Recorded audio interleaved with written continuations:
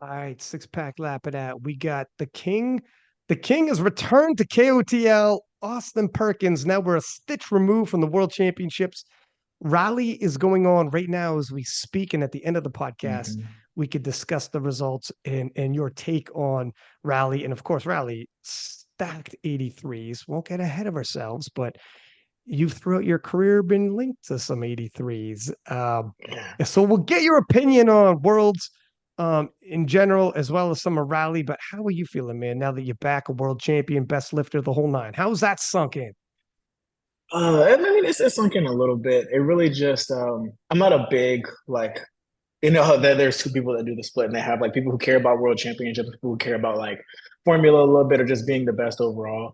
Like, I'm kind of like in the middle, leaning towards the other side of being like a best overall and trying to be like better than like weight classes above me. Like I know you said you love that thread that I made that I was like, you're trying to chase me. I'm chasing like 83s and 93s. Like that's the part that I'm Mm. going towards. The world championship part, I guess I feel like a lot of people have won. So it really doesn't distinguish me from everyone else, you know. It just goes to that point where like, okay, I have a world championship. You can name a lot of people that have won world championship until I start stacking them and it's like two, three, four. Then I'm like, all right, like maybe I'm distinguished from a lot of other people, but there's still too many people in the pool that can say they've won at least one. Because I mean, I just feel like I feel like some people say that you have the first time is like okay, but the second time is like, oh, okay, now we see that it's like a consistency thing. I think consistency is more than just winning one time. It feels good to win one, but not a lot of people know how it feels like to win two, three, four. So that's what I plan on doing. That's like for sure, extremely difficult. And I mean, damn, this is dog. You were for sure Austin Perkins when you win a world title. You're like, yeah, like a lot of people win world titles. No, sir. That's literally one person in the world per weight class. Like that's dog. So you understand how special this is. But God bless.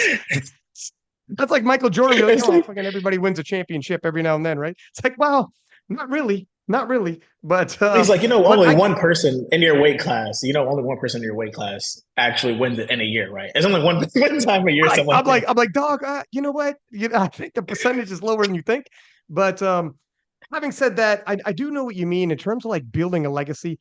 And in terms of how many people have been able to string together multiple world championships, like back to back, move, put a pin in this, we'll get into it deeper, but move up a weight class, win a second weight class, Mm-hmm. possibly back to back in that. That is a whole nother ballgame. In terms of differentiating yourself from anybody in history, yeah, I understand what you mean. And that's really how you view yourself. That's how everybody else views you. However, having said that, this world championships, if nothing else, reminded us that nothing's given and reminded us that it is still the fucking world championships, huh? And that anything Yeah. can happen. Because the very next day, we seen what happened. A lot of Mm-hmm. things, look, at when you won, it became a situation where we had Matt Gary on the podcast for the recap, and he was being questioned like, should PERK have gone out for his third deadlift? And then Matt Gary's like, listen, I have the greatest deadlifter of all time in the 74 kilo class battling with PERK. And if we get caught lacking, it's not how Matt put it, but if we get caught lacking, everybody's going to laugh at us. Everybody's going Yeah. to be honest. It's going to be like, how did you let this happen? And it's very difficult to win, but not win too big. And we seen what happened the very next day. Nothing is, Yeah, winning at nothing's Worlds, given. was it different for you? Like, how's the vibe for you? When people say like Worlds is different, you got to be careful from the calls to the energy to everything. What was it different for you? Do you think? So whenever I was training for it, that was like my biggest mental challenge, mental barrier to get over is like, am I going to be ready for world? Am I going to be lifting to the standard? Am I going to be lifting good enough to the standard to where like I don't get any reds? Because we all know. I feel like I know someone else said this. I want to say Joe told me this all the time, my coach, and I know Joey Flex said the same thing. But if you get one red, you might as well call it a mislift at this point. That's what it's gotten to in the IPF. I know it sucks if people don't like it, but that's just how it is. And you have to play by the rules and you have to get in where you fit in. So my whole prep, I was just like, I'm gonna make sure these squats are to depth.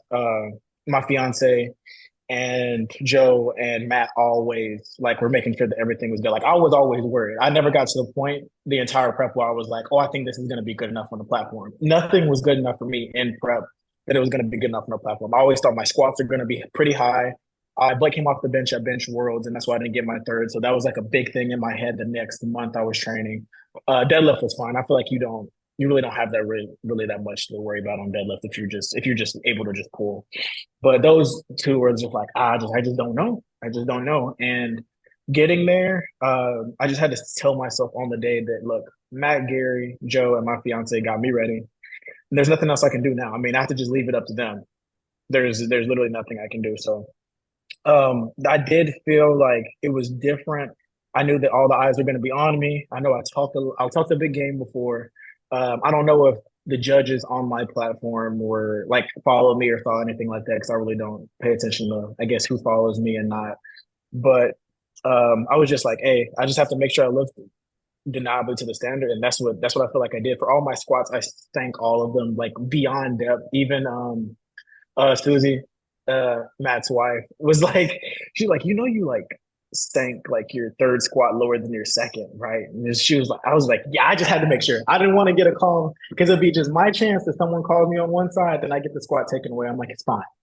I'm like, it's all good. So you still get those worries, but I mean, on the day, all you can do is just go out there and lift and just hope that you're lifting to that standard. And I still training like that to this day because I mean, Sheffield, they're not going to give you anything either because we saw what happens when you get one red on something, it gets taken away, and then at that point, it leaves the door open for someone. You can't leave the door open, especially for someone like Shell.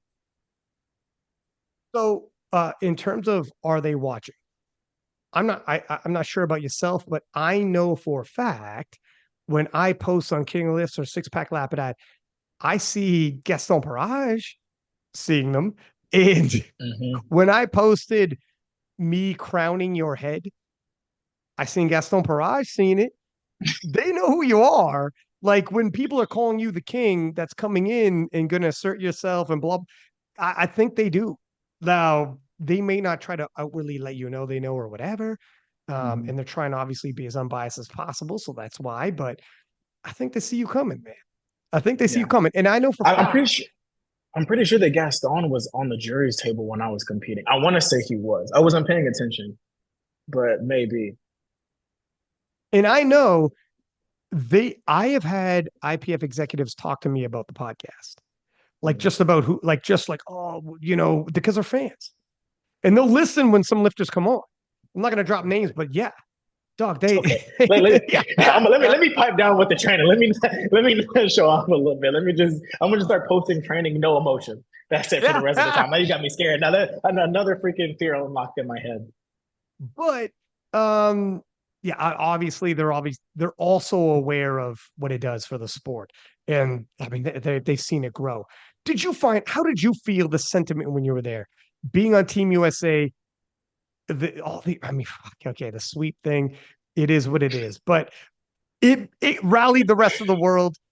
How did you feel all of that was? I mean, to be honest, I think you talked about this on one of the post meet podcasts, but I was one of those people that was like, "Dang, what if it's me?" I was like, I was like, everyone, what if everyone else wins and it's me and I lose? What if I'm the one that God. loses? So that's how you kind of felt with it. But I mean, it is what it is. I mean, I think maybe it was probably a little bit for other people, like, oh, like what if I did lose? We did have some people. I think that we did have some people that were like borderline that could have lost anyway. So it was like we had the confidence. I feel like America just has confidence. Americans have confidence. That's just how it is. But it just for some people, you don't know how they cope with that. You know how people like if that's gonna make them look better and just live up to the challenge. You know how some people are. They're just like, oh, okay, well, like I can't let it be me. Or some people look at it like, what if it is me? And then they go out there and that's the only thing they're thinking about, and then they're worried and they can't focus how they usually focus because they're just thinking about like, oh, it could be me. It could be me. But with me though, I was just like, hey, if it's me, it's me. If it's not, it's me. I'm just go out here and just try to do my best. So that's the point that I was just like, I just have to let go and just let it happen. But I really wasn't too worried about it. It wasn't something that affected me mentally. My biggest thing was I guess I was worried about how much Shell was gonna make me push the world record before, and I guess it could be like this could be like a little segue too if you wanted to. But at first with Matt, I wasn't upset with him. I told him that I wasn't upset that we had to take the last deadlift. I was like, that's his call. He's the coach. I've been like an athlete, not from just team sports and not an individual sport my whole life. It's like just powerlifting. I've played football and all these other sports. So like what coach says, that's what happened. But like especially after the next day, I did feel a lot better that we took the deadlift. But all in all, I mean, it's just gonna make me train harder and go harder. It's not like I'm just like, oh, well, there goes Sheffield. Like I'm just gonna be like out of the running. I might get top three, but the winning part is just so hard. Like, no, I just have to train harder. That's all it comes down to. Like at first, it was just a lot easier to win, but now it's just gonna be I have to put in work and I have to go out there and I have to perform and I can't miss. And that just makes me feel better with training. It's like, all right, well, I'm just about to go out here and every day work my ass off and keep pushing. I mean, that's all I can do. I mean, whatever happens, happens on the day. It's not like it's like a head to head match with someone in my weight class. Like, I can't like be like, oh, well, if so and so hits this, like I have to hit this. I'm just gonna go out there and just try to put up the biggest odds I can, and it just makes it a little bit harder. This just means I just gotta shock people even more. If people thought that like, oh, I only needed like 850 to win, and it's like, oh, well, he can just replicate 850. I have to go over 850. So I mean, that's just gonna be better for me anyway. I mean, it's a win-win situation either way. So. And in terms of the sentiment with somewhat anti-American because of the sweep talk and the way all that went, Russ said when he came out for his last dead, and we could talk about that in a sec, but let's stay on you and how you felt about it. He said when he came out for his last deadlift, the whole crowd was going for Jurins, and he's like, "Holy shit!" And he's like, what is this? Well, is this anti-me, anti-American, anti-whatever?" And I think to an extent, well, you were in the crowd, you felt it. Mhm. To an extent, people love an upset. People, for sure, the rest of the world was rallying against America, and Russ is absolutely huge on social media. But Mhm. what do you think would happen? I was telling Russ, if an upset's going to happen, if it was Shell and you come in, the king, we took that picture of me crowning you back in PA Nats as well, Mhm. all the predictions and everything. And if Shell, same situation as Jurins, 35, kids, work, the comeback kid, the whole nine, and he upsets the kid, the young brash American who's coming through, and it comes down to the very last deadlift, everybody's going to lose their damn minds and be like, I can't believe this is happening. It's kind of the way sports are in terms of, and it's not like against the favorite. It's just, I don't Mhm. know. What do you think about it? You were in the crowd when it was going on with Russ. You were lifting when it was yourself. How did you feel about it? Well, first of all, I just want to say I think that when it came to like everyone else in the IPF, all the other countries in the US, I just feel like it was like especially with the sweep talk, um, there was a lot of, oh, well, let's see it happen, but we're gonna be happy if it doesn't happen because you guys talked all this trash, you talked all this shit. Like let's just see it happen if you're gonna do it. But when it comes to the Russ and Jurins battle, though, it was just like the UK, they were just like they're gonna go hard for their people anyway. I don't think that like everyone from Team USA was there at the competition anyway, so we just didn't have that many people. You hear people saying like, "Let's go, Russ! We clap for Russ! We did that," but then you have everyone else who's just like, "Oh, Jurins can beat him." Like Jurins can do it, and that's the part that people want to see. People want to see the underdog win. A lot of people go for the underdog. When I'm watching team sports and I don't have a team that's in it, I'm like, all right, I want the underdog win. This person's been trailing. Let's just see them come back because it'll be like something cool to see. And I think that plus the sweet talk plus it being Russ and how Russ is. I remember listening to the podcast with you and Shell after Shell I think hit over 800, over 815, something like that. He was just like, yeah, like how PERK says stuff like that. Like we wouldn't say that over in Norway. I feel like that's probably most of the country. So it's like they're not used to that robust, like just exaggerated feeling stuff that Russ shows and I show a little bit. And they're just like, oh, they want to see this guy like basically get smacked in the mouth and be like, look, listen, you see what happens when you talk? And I think that's just like all of that combined is just that was just on him at that moment. Like it sucks, but that's his brand anyway. He's like a very confident guy. And when other people in other countries don't see it as a like a confident thing, they see it as a cocky thing, they're gonna want to see someone else beat you, especially when you've been winning year after year after year after year too. Like that's another thing just to add on to it. So all in the end, it just sucks. Yeah, we can talk more about the Russ thing later because I kind of Well, well, I don't blame it all on Russ to be honest. okay. So yeah, let's talk about it. But let's also, I 100% agree. If you carry yourself a certain way, it's going to polarize people, which Mm-hmm. is good in sports. And for instance, last year with the Battle of the 74, sensational.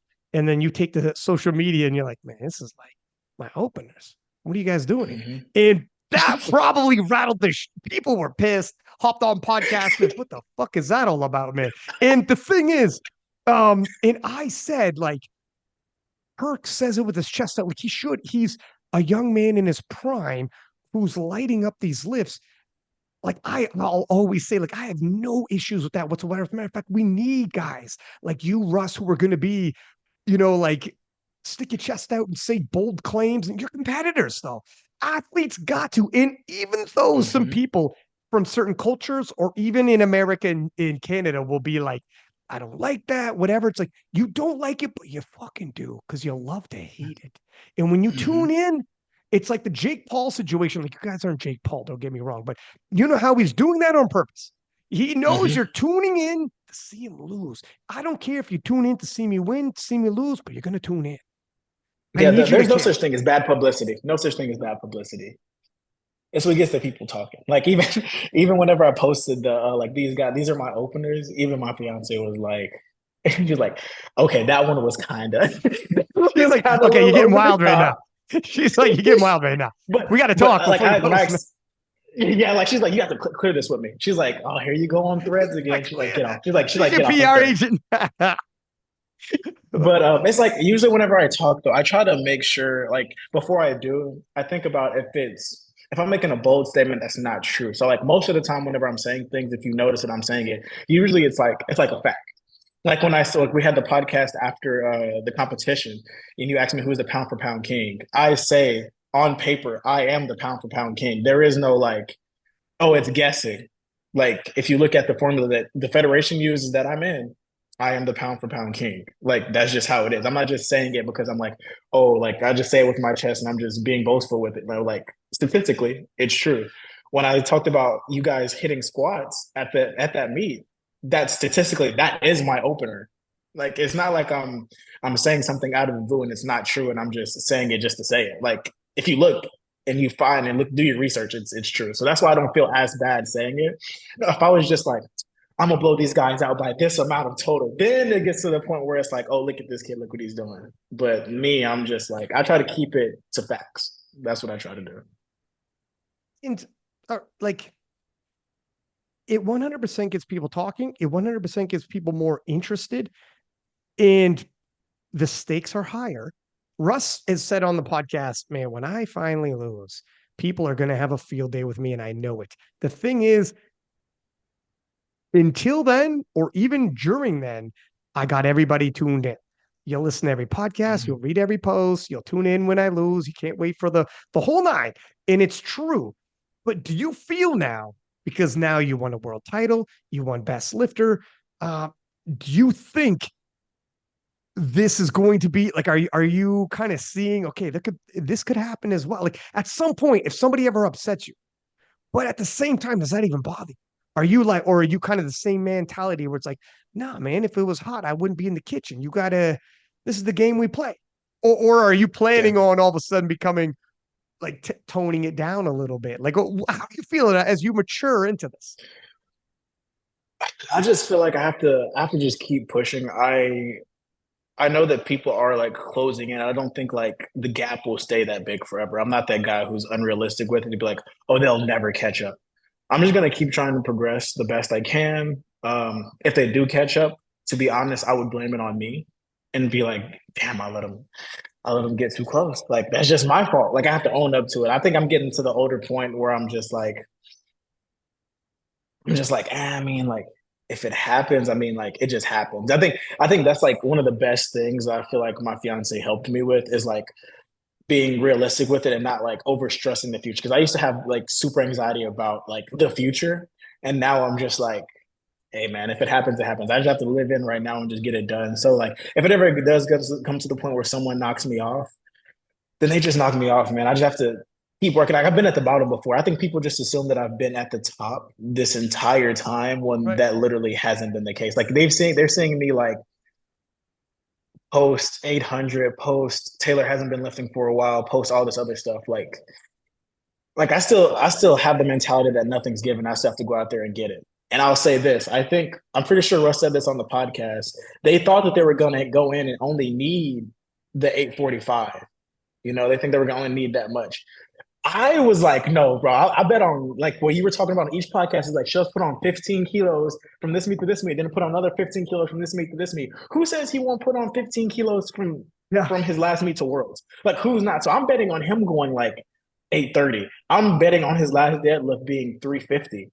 Like these are all the things I'm betting on. So I'm not going into. I didn't go to this meet being like, oh, you know what? I'm probably only going to need like my same total from maybe nationals or like maybe just a little bit over 815. Like, no, I'm thinking like, look, I trained my ass off, and if I needed 850 plus on the day, I was going to hit 850 plus on that day. And I think that's how like it should be with every meet that I'm going to at least because I mean now it's just like Worlds or Sheffield or like a national meet. There is no like let's just play it safe and skate by. You know, like you never know what could happen. You never know who could show up. You never know like if you're gonna have a bad day on one lift. Let's say I missed two squats and it's like, oh well, I didn't even train hard enough for my bench and my deadlift. Like, no, I'm over here I'm dying every day. Like, I'm trying to push it and make sure everything's good enough. So I think that's like the point of not being satisfied with yourself and not expecting everyone like if someone's gonna catch up or not. If I just keep pushing myself, I don't ever feel like I'm at the top. That's why I always have those next goals. It's like, all right, well, you're the best 74. So like why are you still pushing? Well, there's a weight class above me. Why not try to reach that? There's a weight class above them. Why not try to reach that? Because I feel like I've said this before on the podcast, like one of the first time we're on the podcast, but it's literally just numbers. You know, like 850 to 890, that's like what 40 kilos, something like that. I mean, like people put 40 kilos on their total in a year. I think Shell put on like what 30, almost 40, like between Yeah, like 10 man. years of him lifting, like I don't see why it's not possible at this point. So I mean, like you just have to keep pushing, and there's always something. There's always going to be someone better out there. So you just got to keep going. What's incredible with Shell and Jurins is usually people pop out of nowhere in powerlifting like Joe Borenstein. Talk about him in a bit. Mm-hmm. But a young guy, still a junior, who comes along and is like, I mean, 850 should be the standard. It's like, no, no, no. Kind sir, 850 is remarkable. What are you guys talking about? And he's like, well, I think 860. I think it's like you're a junior, sir. We just had 860 for the first time with Russ like earlier this year. Like, what are you talking about? It's crazy how sometimes juniors come around. But with Shell and Jurins, you have two guys who are in their mid 30s, fathers, crazy jobs, the whole nine, and have been lifting forever. So usually these massive gains don't come. But Jurins, what was it? 2 years ago, he just hit 800 kilos and 1 euros. And now he's 845. He just hit 850 at freaking Silent Worker, just like a stitch overweight.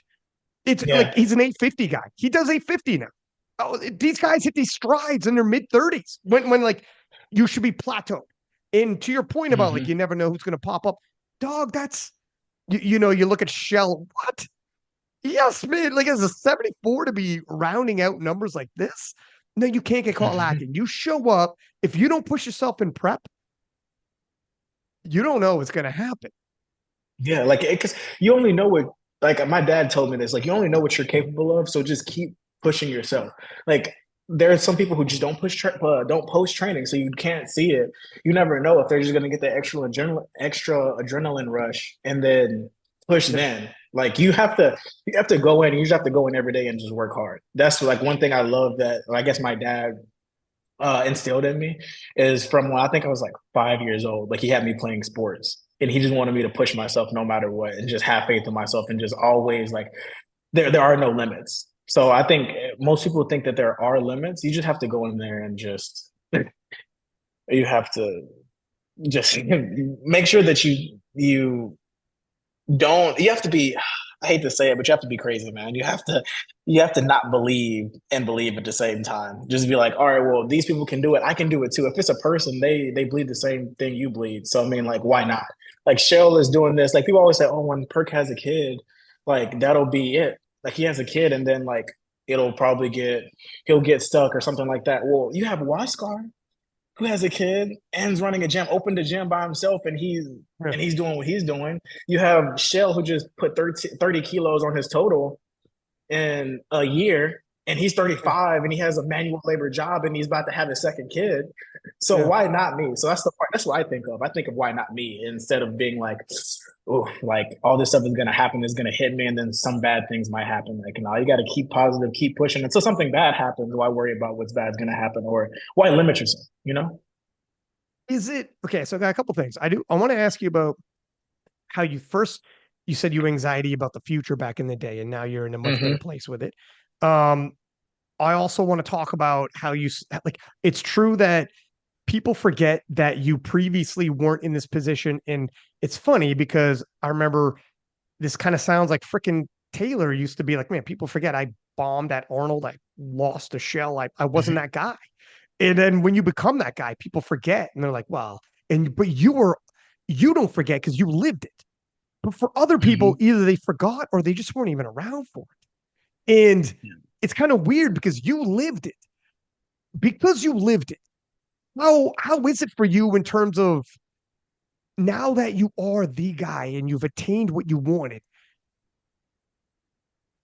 Do you buy in and be like, okay, I'm here? Like, I like, how does it feel? Or are you always ready that someone's going to take this away? And you're like, you feel a little vulnerable because I know on the exterior, like Taylor in his prime seemed like there was no vulnerabilities or whatever, right?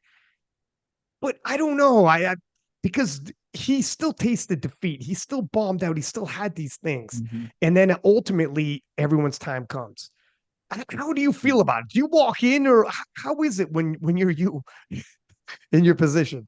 You have so people don't realize. I think I haven't said this in a long time. I was actually thinking about it today. Um, I had state powerlifting whenever I was in high school. I never won state. I went, I think, 3 or 4 times. Never won state championship ever. Um, got to college. I only won one national championship. No, I won two actually. Um, and that was it. I think I went 4 years, but only won two. My freshman year, I got like third, and there was people that were stronger than me. I was lifting equipped then at that point as well. Um, I have never beat Taylor at all. So every time I've competed against Taylor, I've lost against him. I think he's like two. He's ahead 2-0 right now. Um, like whenever like I went to my first like pro style meet at the Virginia Pro, I was supposed to win. I had the highest dots going into that meet. I ended up getting fourth. Like um, I just now began to just start winning, like within the last 2 years. And I think there's like the biggest thing is recency bias. Like I think people are just don't notice that like that all they see is the champion now. They don't see everything going like that's happened before. And like with me, I am like now that I've seen like what can happen, especially with like me and Taylor, and I've passed him. I haven't beat him in competition, but I've passed his numbers. That can always happen. So that's always sitting in the back of my head. So you have no other thing that you do except for accept it. Like you just have to accept that. So all you can do is, like I said, you have to be afraid of that drop. You have to always think that someone's nipping at your heels. You have to always think that there's room to get better, because if you don't and you settle and you're just like, oh, like I won't be caught, and you just sit back and it's like no one's close to me, like then you get to the point where a couple years later and everyone's caught up to you. Yeah, and it then happens, man. and yeah, and then you look at yourself and it's like, damn, like maybe I should have been pushing myself a little harder. So I don't want to be that person that looks back at their career and regret and just think like, oh, like I was so good in my time. I want to hopefully be the person that doesn't get beat. And then I just retire and I'm just like, all right, you know what? I'm done. You know, like I'll be smart about it too. I'm not gonna shy away from it. And I see this kid coming and I'm like 35, 40 years old at this point. And I'm like, yeah, I think it's about that time. These kids are out here totaling 74s in their teens, totaling 850. I think it's about time I put up the Yeah, belt. we're all good. We're all Like good here. Yeah. You're not going to see me at like nationals. sometimes you just have to Yeah. no, Yeah. like no, you got that. You got that big dog. You want Yeah. 850 on Yeah. a that's your bad days 850. Yeah. Yeah. But all you can do is just accept it at this point. That's why I said I like my fiance has helped me so much with the mental aspect of everything, not just powerlifting, but life. And one of the reasons she has a ring, she's helped me so much. I wouldn't be the lifter or the person I am to this day without her. So you just have to come to terms with things, accept it. You got to realize you're not going to be at the top forever, and then just keep working your ass off, man. Like you're gonna have bad days, you're gonna have good days, but as long as you keep trying, I feel like there's nothing more you can do except for try, right? Nothing else you can do. What was it previously that if you thought about the future and hung out there too long would give you some anxiety and unease? I mean, they say, look, I think that quote was the man who lives in the past is sad. The man who lives in the future is worried, but the man who's present is Mm-hmm. happy. Was it just Yep. period? Was it just kind of that then? I just didn't know if I was good enough because, like you said, if you focus on the past, you get sad. Because I remember me and her, we had this conversation, and I was just like, yeah, to be honest, I really haven't like won anything. Like I was pretty good in college, but like when it came to the open, I hadn't won anything, and I've been like doing juniors and open. Like I know a lot of lifters care about the juniors, but majority of people care about like being in the open and like what happens in the Yeah. open division. And I was just like, dang, like Virginia Pro, boom, didn't have a good meet. Every time I went to Raw Nationals, Taylor beat me, boom. And I would always dwell on that. Then I would think about the future. I'm like, well, like, am I going to be good enough on the day? Like, am I? Like, I just don't know. And that's something I was just like worried about in my head all the time. And like, I can't say even going into worlds a little bit, I was just like that. I was like, just what if, what if, what if? But then she's just like, you can't worry about what if. Like, you've put in all the work now. That's what always brings me back to myself. You put in all the work. You've done what needs to be done. So you just have to go out there and just do it. It's not like you haven't been listening to the standard. It's not like you've been super overweight. You like, usually my last block going into a meet, I'm like within a kilo. So it's not like you're gonna have this huge thing that's gonna mess you up on me day, which I guess that freaking sucks because you know at Worlds I was super under, but that's neither here nor there. But no, now that whenever I get to like the competition, like before the competition, I get worried. But as soon as I show up and I'm about to weigh in, then I'm in that headspace like, oh, like it's here. There's literally nothing else I can do. There's no point in worrying now.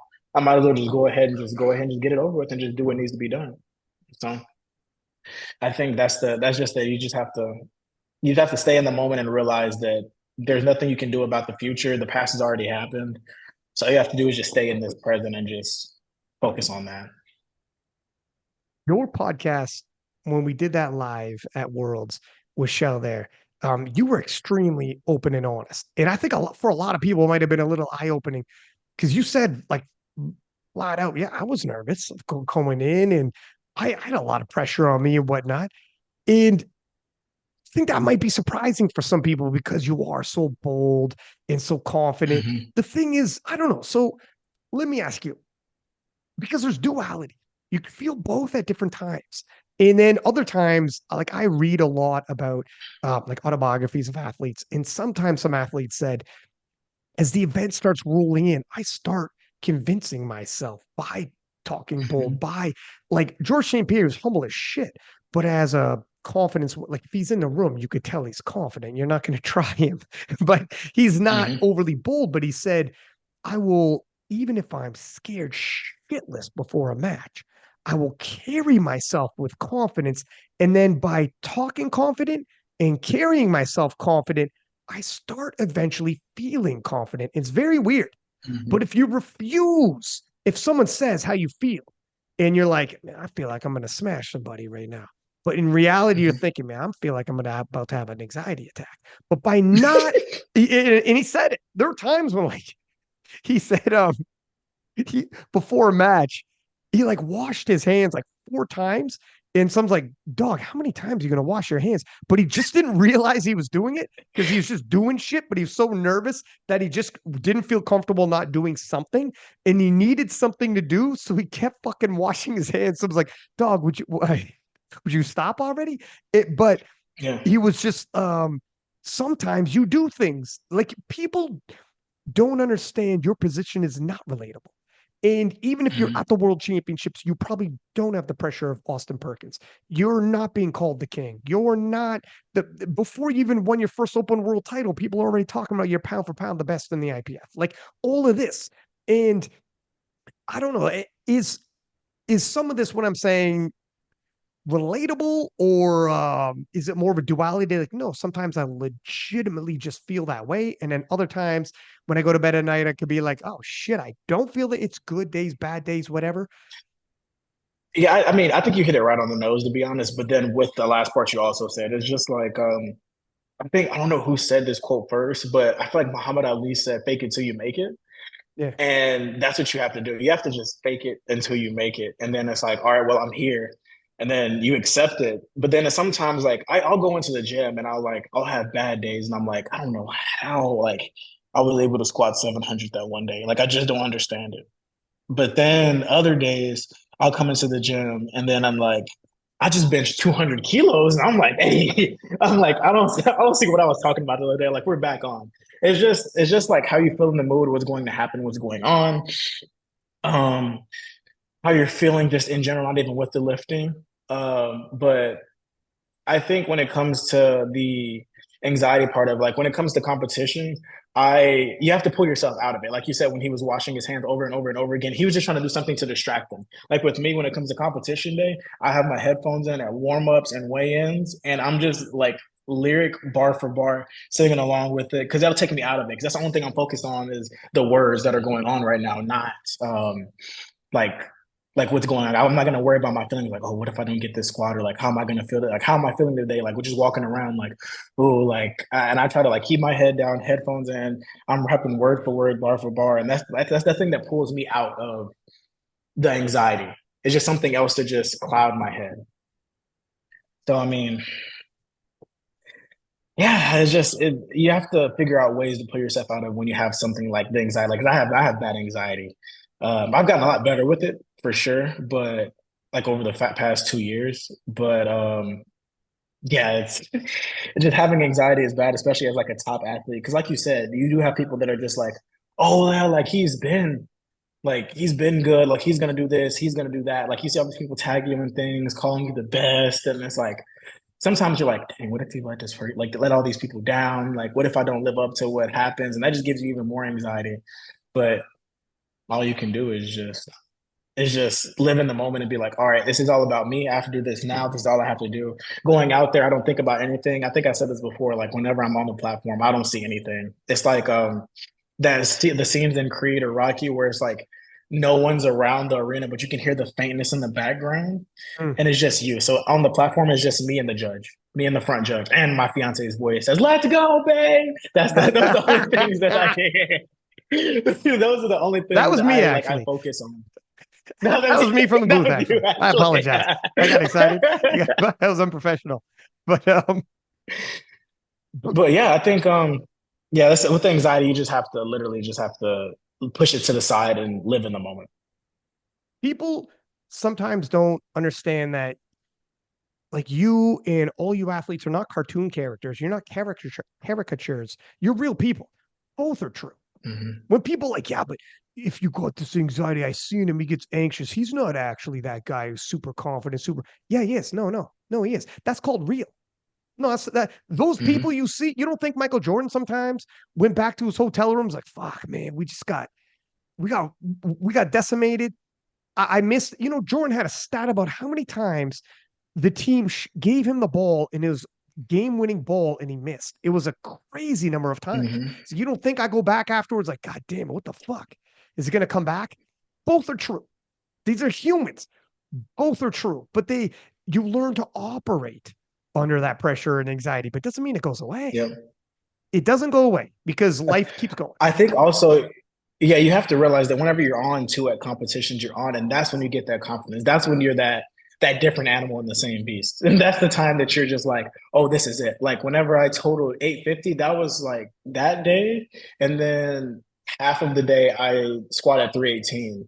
Those two times I haven't had that feeling again. I mean, I know I've only done one competition since then, but like at Worlds, I wasn't like I didn't have that same feeling like usually. Maybe it was because Joe wasn't back there, or like everything just felt different because I hadn't been at an IPF level meet. But like I just didn't feel like crazy. Like on the day I hit 850 was the day like I felt like everything was perfect. Like nothing could have stopped me. Like if you would have put on the squat on my second squat, I was kind of like, me and Joe had miscommunication. But like bench, I was like, oh, I'm on. On deadlift, I was like, I'm on. Like I felt unstoppable. I felt like 850 was like the easiest thing ever. Whenever I hit 820 or 839 at PA Nats, whenever I hit squat, I was like, oh yeah, like I'm on. But then after that, it was like we knew we weren't going to take the third bench and third deadlift, so I kind of like waned off of it. But going into Worlds, and that whole time I tried to put myself in that headspace, but I just couldn't get back to that point. Like I was just like, all right, let me just lift. Like I got this. Let me just make sure everything. Maybe it was because of like the nervousness of Shell and haven't been on the world platform, even though I got literally all white lights. I think it was just nervousness. It was like my first meet.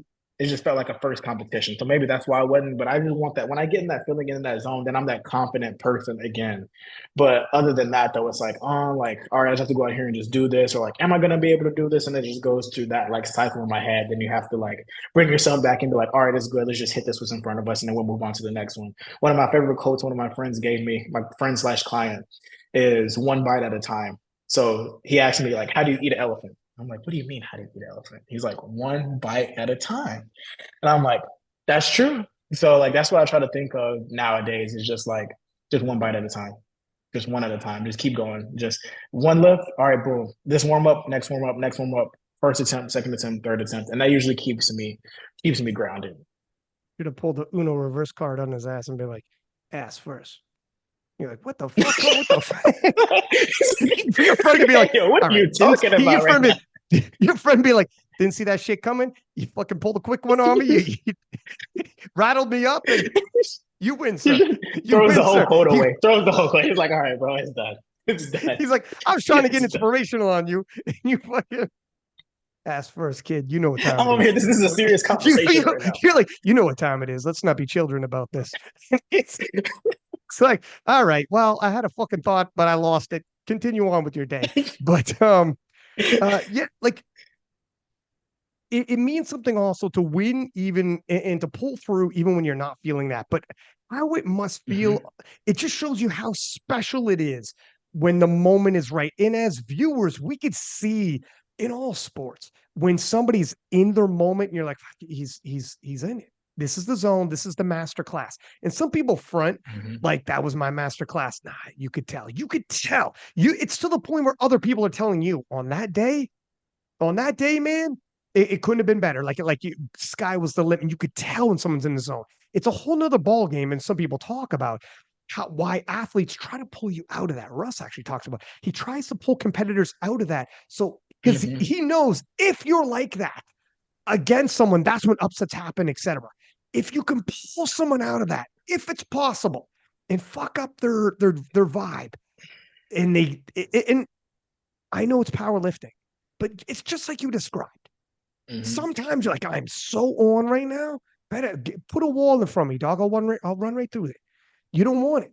You don't want it. Yeah. And other times it could be like, okay, I'm good, but you don't feel like Superman. You know, you're not. And that's where some athletes will try to pull you out of there with something. I don't know if Shell was trying or whatever. I know leading into he was trying to be, that cool, confident, I was like, I saw him posting some stuff and I was like, dang, I was like, I'm not gonna lie. He might have a PR in him. I was like, he probably won't. Like in my head, I'm like, he probably won't like PR that much. Cause like when you get to this level, it's like, you're not gonna hit no fat PRs around this time. Like you'll go like maybe 5 kilos here, 5 kilos there, 2.5 kilos there. Look at Jurins though, Playboy. Yeah. That's if Jurins had happened the day before, not the day after, you'd be like, imagine how nervous you'd be then. You'd be like, God, you'd be looking at Shell's looking at you like So Chad's let me got his go find kids this in the now. Let me. audience. Just to remind you, it's all the same. He's you're like, what the fuck? There's a pattern here. But yeah, no, it's it's interesting how when these moments come around, I remember, like for instance, I remember I'd never seen you in real life. Like lift. I'd Mhm. seen you obviously on streams, like we've been on the podcast a million times, but I've never in real life seen you lift in person. And I love when I'm at a meet, going in the back warm up room and just checking it out. And everything's like the tension and the anticipation before a battle, before a performance is so difficult to describe. And I saw you in the warm up room. And I don't know if you're normally like this, because this is my first time, but you were not like you are in your day-to-day walking around. You are crazy serious. And you are Mhm. like a whole nother young man. If I only had that encounter and then someone's like, describe Austin Perkins, I would be like stoic, um, deadpan, fucking hard man, you are like you are you are locked in, my friend. And when Yeah. you say like, yeah, I was doing things purposely to keep myself busy, purposely to keep myself, you control your mind. And if you just chill, relax, your mind starts wandering. So you have to be on and take Mhm. assume control. And yeah, man, you were fucking intense, man. I thought Yeah, yeah, yeah. it You were lucky at Worlds I gave you that dap. Usually I don't talk to anyone like that. I saw you pass by. I'm like, no oh, I got to shit. dap Ryan up at least. I was like, I got to at least give him one dap. Didn't say no words were exchanged, but I gave him that No, one dap, and no I was like, all words. right, let's get it. Dude, no, so this is normal for you. Yeah, that's How long has it I been like told this? Matt Gary. It's only been like that, honestly, since I hit 851. That's when I knew it was like, I think I started drinking pre workout like before we went in the back, before I hit 851. And like my dad was there and my fiance was there, and she was like, are you like okay? Because she hadn't seen me like in that headspace before. And I was like, yeah, I'm good. She was like, you want me to put like the like icy hot on your back right now? And I was like, yeah, put it on because I'm not gonna want Joe to do it whenever we get in the back. I was like, yeah, just do it. Like I have my headphones in. I'm like, yeah, she's the only person that talks to me. We got people trying to come up to me and talk to me. I'm like, I'm not trying to hear any of that right now. Like I have a game plan and this is what's going to happen. And so that's when I figured out like, oh, I need to be in this headspace. Like I was like, I told my dad, I was like, look, listen, I will murder someone right now. My dad was there. I will literally like I'm in this mind state that I was like, nothing will stop me. Like I will run through a wall and keep running. If there's another wall, I'm gonna run through that one. And your dad's And like, then yo, that's I'm how like a accomplice mindset. to that murder. Yeah, he's like, all right, let's get it then. He's like, let's catch a body. Like he's down. He's like, that's all I need to hear. That's all I needed to hear. Yeah. But yeah, I'm just like, that's the headspace I like to be in. And I told Matt before, and I was like, I don't want like any communication. Basically, you tell me when it's time to go and lift, and then I'm ready. Like, he got to the point where I was so ready, and before Worlds that I was like, am I like, is it time to squat yet? He's like, no, no, no, you got time. I'm like, all right, I'm walking around, walking around. He was like, are you good? And I'm like, yeah, I'm fine. Just tell me when I'm ready to go. Like, I'm ready to hit this. I'm ready to hit this. And I got freaking Tim Monagatti to the right of me, freaking squatting almost the same thing as me. I was like, oh, he must be on today. I'm like, all right, let's go, let's go. And then like I start singing my lyrics, and then this is like, this is post the Drake and Kendrick stuff, and Big Mike Z is back there too because I have him, Mike, and then Wade, our other coach. And I was just thinking that they not like us. They not, and I'm Oh loud with shit. it too. And Mike's like, he's like, That's you know okay. well, okay. First off, I love being in a room where you could actually feel something. Like how many times you went to a room with people and it just is what it is, whatever, another day. But when in a moment like that, you walk in a room and there's so much emotions all over from so many different people. I love that, including after a major match. And you go back there, like the 83s, or like three or four different people crying. And it was like, it's crazy. Um, you'll never forget that. It's tangible. And it's very rarely in life do you enter a room and the feeling is tangible. But when you're like that, some people have been on the podcast and talked about how they're like friendly. They want to talk to people. They want to be, hey, how you doing? Whatever. And if they see somebody like yourself and there's other people like yourself who are like, no, I mean, I got to lock in, they take it away. they take it a certain way. They take it like, Mhm.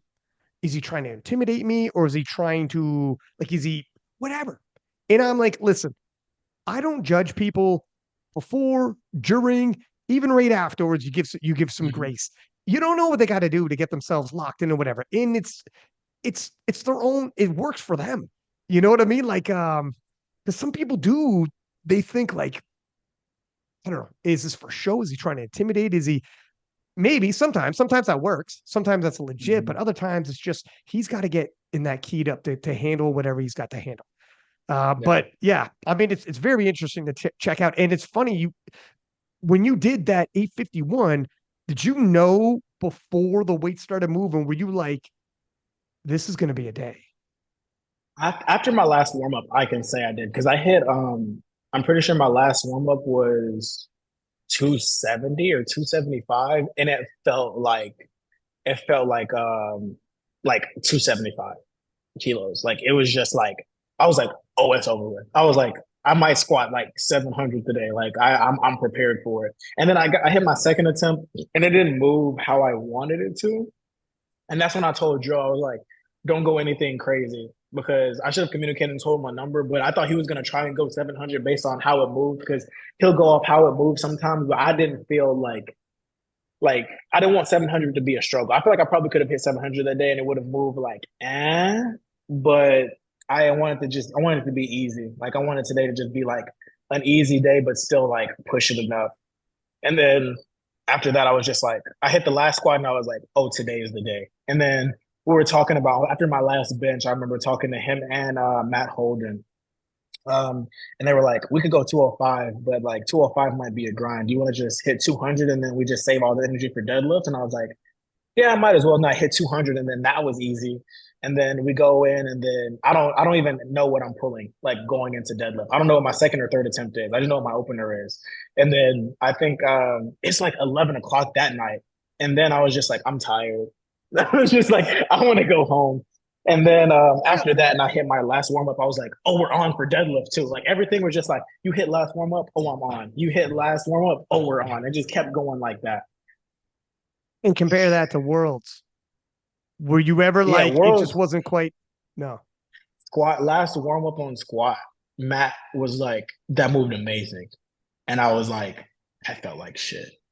Like I was like, oof. Like I was like, this is gonna be a grind. I was like, I'm not gonna fail it, but I don't think like 318 or 700 would be there on the day. I was like, nah. And then I just knew what it was. I knew it was because I weighed at night. That's because that's the only time I've ever felt like that was whenever I weighed 72 again, and that was the Virginia Pro back in like 2021 or something like that. And I had the exact same feeling, and I was like, it's because I weighed in like super light. I was like, I knew this was gonna happen, but I was like, after squat though, I'll be fine because I'll like drink and eat some more and I'll be fine. I'll have my snacks in me and I know I'll weigh a little bit more. But after my last warm up, which was 270, I was like, that felt like 270. That actually felt like Yeah, yeah, 270. And yeah. then I was like, I have to go out here. I was like, I have to go out here and I have to sync these too. So that didn't feel good. Plus, I have to sync all of these squats. I was just like, I'm just gonna take whatever they give me. And then we hit the second attempt, and the second attempt was fine. But in my head, I was like, oh yeah, I'm definitely going to have to like grind this last one. Like it's not gonna be just like, oh, la di da, just easy, and I hit it and it's fine. Like, and I was like, I'm gonna have to actually put some effort in this. And then I did have to. Like, I knew I wasn't gonna fail it, but I was just like, and I hit that sticking point, the same sticking point I usually hit, but then it was slower. And then I was like, all right, I got it. I'm gonna just shake the head through it and act like it was fine. That's the fake it till you make it moment. I was like, oh yeah, that's it. That's it. And I was like, hey, I got it. So I'm just celebrating. I'm gonna be fine. So Yeah. we were good. And then bench was just like bench. And then deadlift was just deadlift. It was just Yeah, I mean, you can't totally fabricate. It's there, sometimes it's not, but you gotta like it enough is gonna be there for you to win, especially with the spread you got. But again, yeah, it must have been a little bit anxious to come dead. So I'm glad that Matt Gary, it's very difficult to win and then not win by too much. And then try to do mm-hmm. this whole freaking because of you don't want to extend the record too much. So you guys did fair play. You got the W and obviously best lifter. So frick, man, talk about a debut. Let's talk about the 83s a little bit though. Now you were there the very next day. You were in the crowd. And I see video. You were shocked as shit. We were all shocked as shit. That was wild. That was the wildest. Um, how would you describe? Because obviously the 83s has been a weight class you've been linked to several times, and to an extent, this is almost like a bit of a scouting report for you potentially for the future. Sheffield as a 74. If you're going to win Sheffield, you're probably going to have to out total the 83s. Yep. Okay. And then at World Games, your weight classes are actually combined. And you don't have to be a 74. You could be a 75 or whatever, and you will technically be an 83. A very small 83, but the weight classes are combined, and you could be in the weight class. And while not the same weight, you could be in the same weight class and go head to head with these. Either way, I'm just laying the table for the fact that you're 99%. Well, yeah, you're looking at your future opponents, is what you're doing when you saw that. What was your impression with what happened? What are your takeaways with what happened?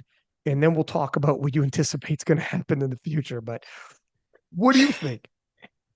I will say that was probably I wasn't there in person for the 66 session, a primetime session, was because I competed the next day. So I wanted to go home, eat a little bit, and then chill. So that being said, I feel like the 83 session was the best session I'd ever been to. And I was there whenever I think Russ hit that like huge squat back in like 19? 2021 in Daytona Oh, 20. Nationals. Daytona Nationals? Oh, okay. Sorry. This is nationals. Okay. Yeah. Yeah. Yeah, Daytona Nationals. I was there whenever he hit that, and it was like the most packed I'd seen a place. It wasn't as packed for the 83 session at Worlds this year, but it felt like it was packed for the energy wise. So I'll say going into squats, I was like, oh, okay, Russ is gonna squat more. We all know that Russ is gonna squat more. I think it's like we have the same thing when it comes to it. It's just like squats are cup of tea. We'll be good on that. And then Jurins actually hit a pretty decent squat with more in the tank. And I was like, this guy might be on today. Like Russ misses his last squat and Jurins has more in the tank. That's not a good thing. I was like, in my head, I still thought Russ was gonna win by far. I was like, there's no reason of like entertaining this basically. I was like, Russ always wins. I think I had the same mindset as everyone else. Russ always wins. He always has this big spread. It'll be good. I was like, they bench around the same thing and pull around the same thing, and he still has a lead on Jurins, like on squat. So I was like, there's no way he loses. In my head, I'm like, there's no way.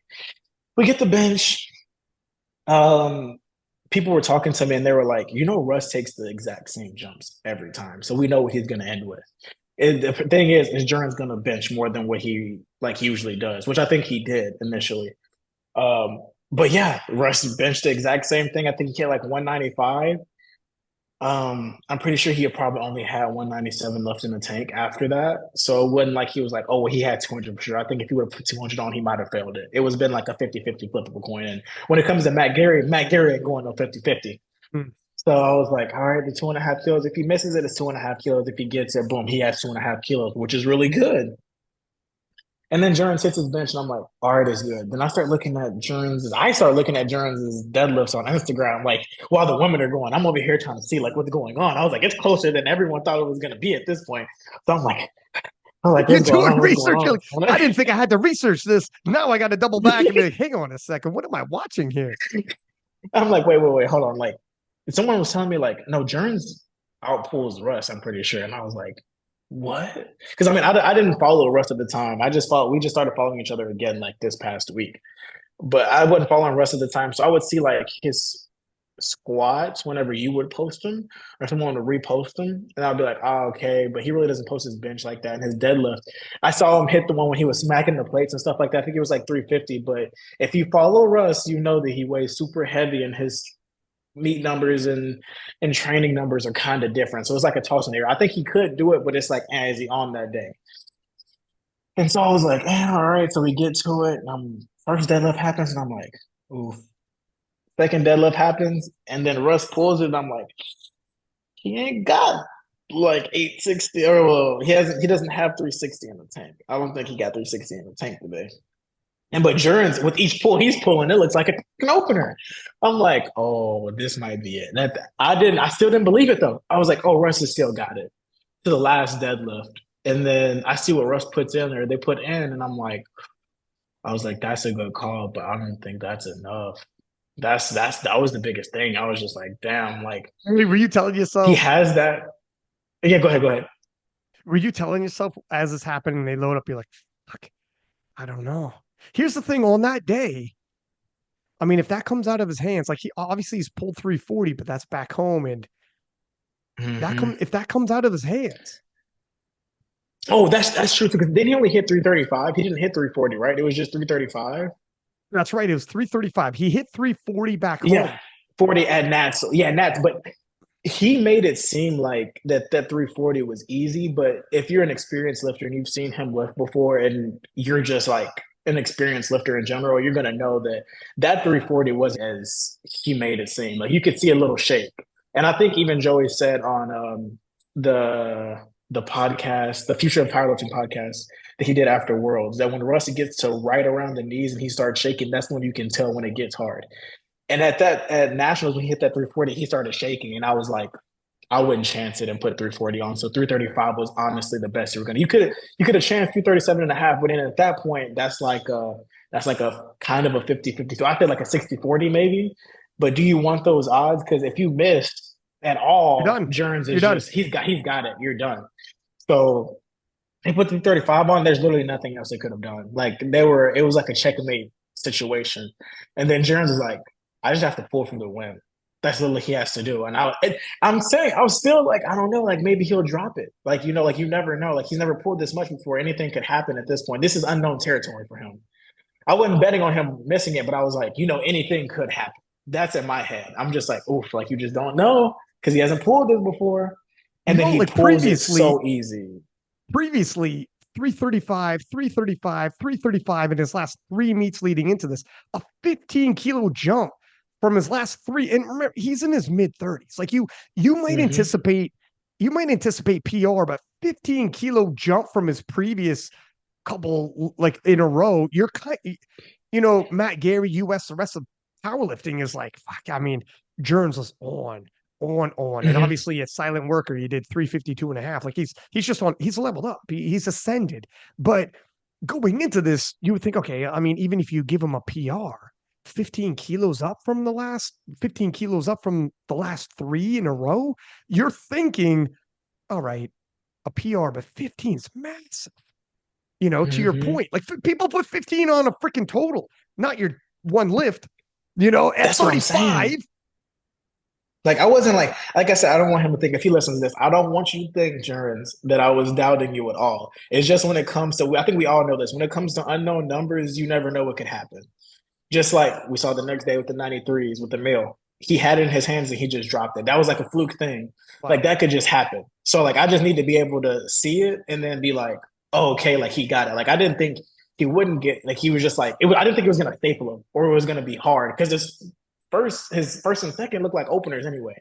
But I was just like, oh, like this is the moment where it's like, does he lift it so easy that he gets that little fall forward? Like it's so easy that it goes forward and he gets a red there? Is it that he's so nervous that your hands start sweating and then boom, like I don't know if he has a sweaty hands problem, but like he drops it then, like you just don't know. So until he got it, that's why I was so shocked. I was like, this man just made 350 look like an opener slash second He attempt. smoked it.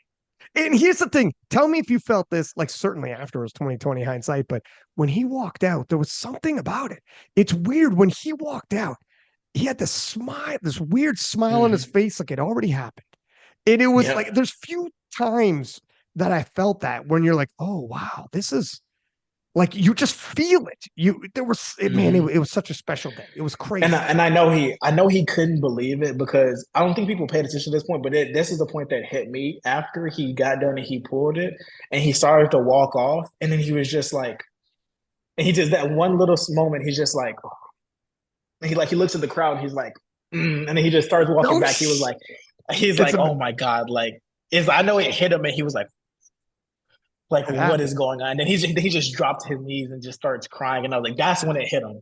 Because at Yeah. first I bet he was like, all right, I hit it. He didn't even look for a light or anything. Like he didn't like look back at the board. He didn't look down. He just looked at the crowd, was like, and then he just dropped his knees. I was like, that gave me chills too. I was like, oh my God. Yeah, I think it was the biggest upset in powerlifting for sure too. Like I think powerlifting needed it. I think what you guys said on the podcast was right. It made everything bigger. It got people talking. I'm happy for Jurins. He deserved it. He's been working his ass off for years. But I'll repeat it. I think that was probably the best session that I've ever seen in person, like by far. And I think it's gonna be very hard to top that. Like I tell people all the time, like when they talk about it, like, oh, like that Germans guy that beat Russ, I'll be like, I was there in person. I was like, we saw it. I was like, me and my fiance were there. We were like right there. We saw it. And I was like, it was crazy. Like you don't understand. Like you think like, oh, like it was wild in your living room while you're watching on the TV. Like, no, you don't understand how crazy it was in that room and to see every person in that building have a reaction. Because it's like it was like the UFC when they show Joe Rogan, and it's like, oh, because the Yeah. energy and everything was insane. Even Russ afterwards was like, look, I know this. I'm the guy who, like we say, lost. He got a silver medal at the World Championships, for God's sake. There are people who Mm-hmm. die for that. That's amazing. But he's like, look, I realize I'm the one that lost, but this is probably an amazing sports moment and good for the sport. He Mm-hmm. could even like feel and understand like it's not lost on him, even in that moment. And he said that to just me, not on a podcast trying to be PR or whatever. This was a legitimate expression of this is probably a good thing for like all the sport and Yeah. everything in terms of excitement level, because they're going to rematch and we're going to Mm-hmm. have Sheffield. So Yeah, let's talk about it's this. gonna be crazy. Let's talk about this because now you're in the mix though. So let's talk about this a little bit. And we'll blow it up to the bigger picture of all of Sheffield and what this means. But for right now, let's focus on these guys and you. So, what are you anticipating going into this? First off, let me ask you, who do you think is the favorite? Because I said, based off of what we saw at Worlds, the follow up at Silent Worker, now that he's hit 850, I'm thinking Jurins is the favorite due to being the reigning world champ, IPF standards in his hometown, not hometown, home country. He literally just wakes up and here we are, huh? Same Yeah. everything, same food, same time zone, same everything. Russ has to travel across the world. Once again, these like the squat depth. Now it's going to be in his head a little bit, and you spoke to that where that shit can get in your head a little bit. You squatted deeper than you even needed to. Well, do that at top end Mm-hmm. weight. It's very difficult. Things happen. You got to lower the Mm-hmm. weight. Things get in your head. When you want to be in the zone, it's harder when there's so much going on. Now, Russ is a grizzled veteran. Mm-hmm. So, Russ leaving this, you know, Russ is like Denzel Washington at the end of training day. Remember when he's surrounded by all the dudes, all the memes, all the people saying I fucking knew it, all everything. He goes, you motherfuckers. I'm gonna put a case on each and one of you bitches. He's like, this is Russ right now, bigger in people's chest. Me, okay, all right, all right, all right. That's Russell Lorhe right now. Eat it up, eat it up. I'll fucking see you when I see you. If you think this is where the story ends, so I mean, I can't wait. I mean, Yeah. if Jurins is like, I'm not a favorite. I'm like, well, I would have made you a favorite because you're the reigning world champ. You just won and you Mm-hmm. meet the standards, blah, blah, blah. But if someone's like, I think Russ is the favorite, I mean, I'm okay with that too, because Russ is Russ. I don't know. What do you think? Not a prediction who will win, but more or less like who do you think is probably leaning towards a favorite at this point? And obviously you could sway your opinion as we get closer to the event based off of training. Um, okay, so okay, yeah. I was about to say there, I don't think maybe I think I hate to say it, and I'm not saying it just because of the person, but I was gonna say, do we think there's gonna be another 83 at Sheffield? Um that doesn't sway my decision. Um okay, so look, listen. I'm gonna say this. I know you're gonna hate it. I'm gonna say this right now because you might have to clip it and just take it out. But Joe texted me. He just told me that Joe Borenstein hit 865. Shut the fuck up. Yeah. Joe Bornstein just hit 865. Yes. He just hit Okay, hang on. 865. All right. I ain't clipping shit, Playboy. As a matter of fact, we're going to watch this together. right now. I, I, I ain't clipping a Yo, damn that thing. oh my god, 865 is What? insane. He just so Joe Bornstein beat Delaney Wallace, two-time world champ, beat Chris and Angelo, Hmm. longtime contenders, in 865, the biggest 83 kilo total we've ever seen, period. And he's going to go to Hmm. a world championship, by the way. Holy fuck. I got okay. Pardon my French here, sir. Let's back this up. Let's watch this together. I'm gonna cue this up. Oh Dog, we my gotta talk. god. Oh my god, is right, man. Okay, where are I we mean, at? he pulled. I mean, he had to pull like 355 or something like that then, because that's what we were talking about before. Oof. Dude, what world He we pulled living in? 360, 365. Oh my god. Hold on a second. I'm pulling this up. I'm pulling this up right now. We're gonna watch it. There's Chris Perez, 335.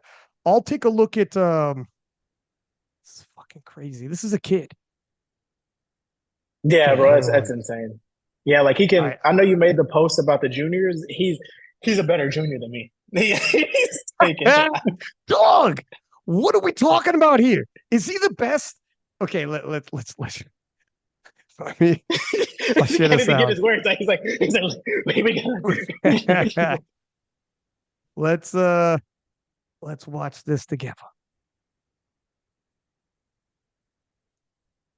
He All has right, so we're on. Yeah, we're on. experienced We're on. elite Okay, comp okay. before, but this to be able to place here at SBD.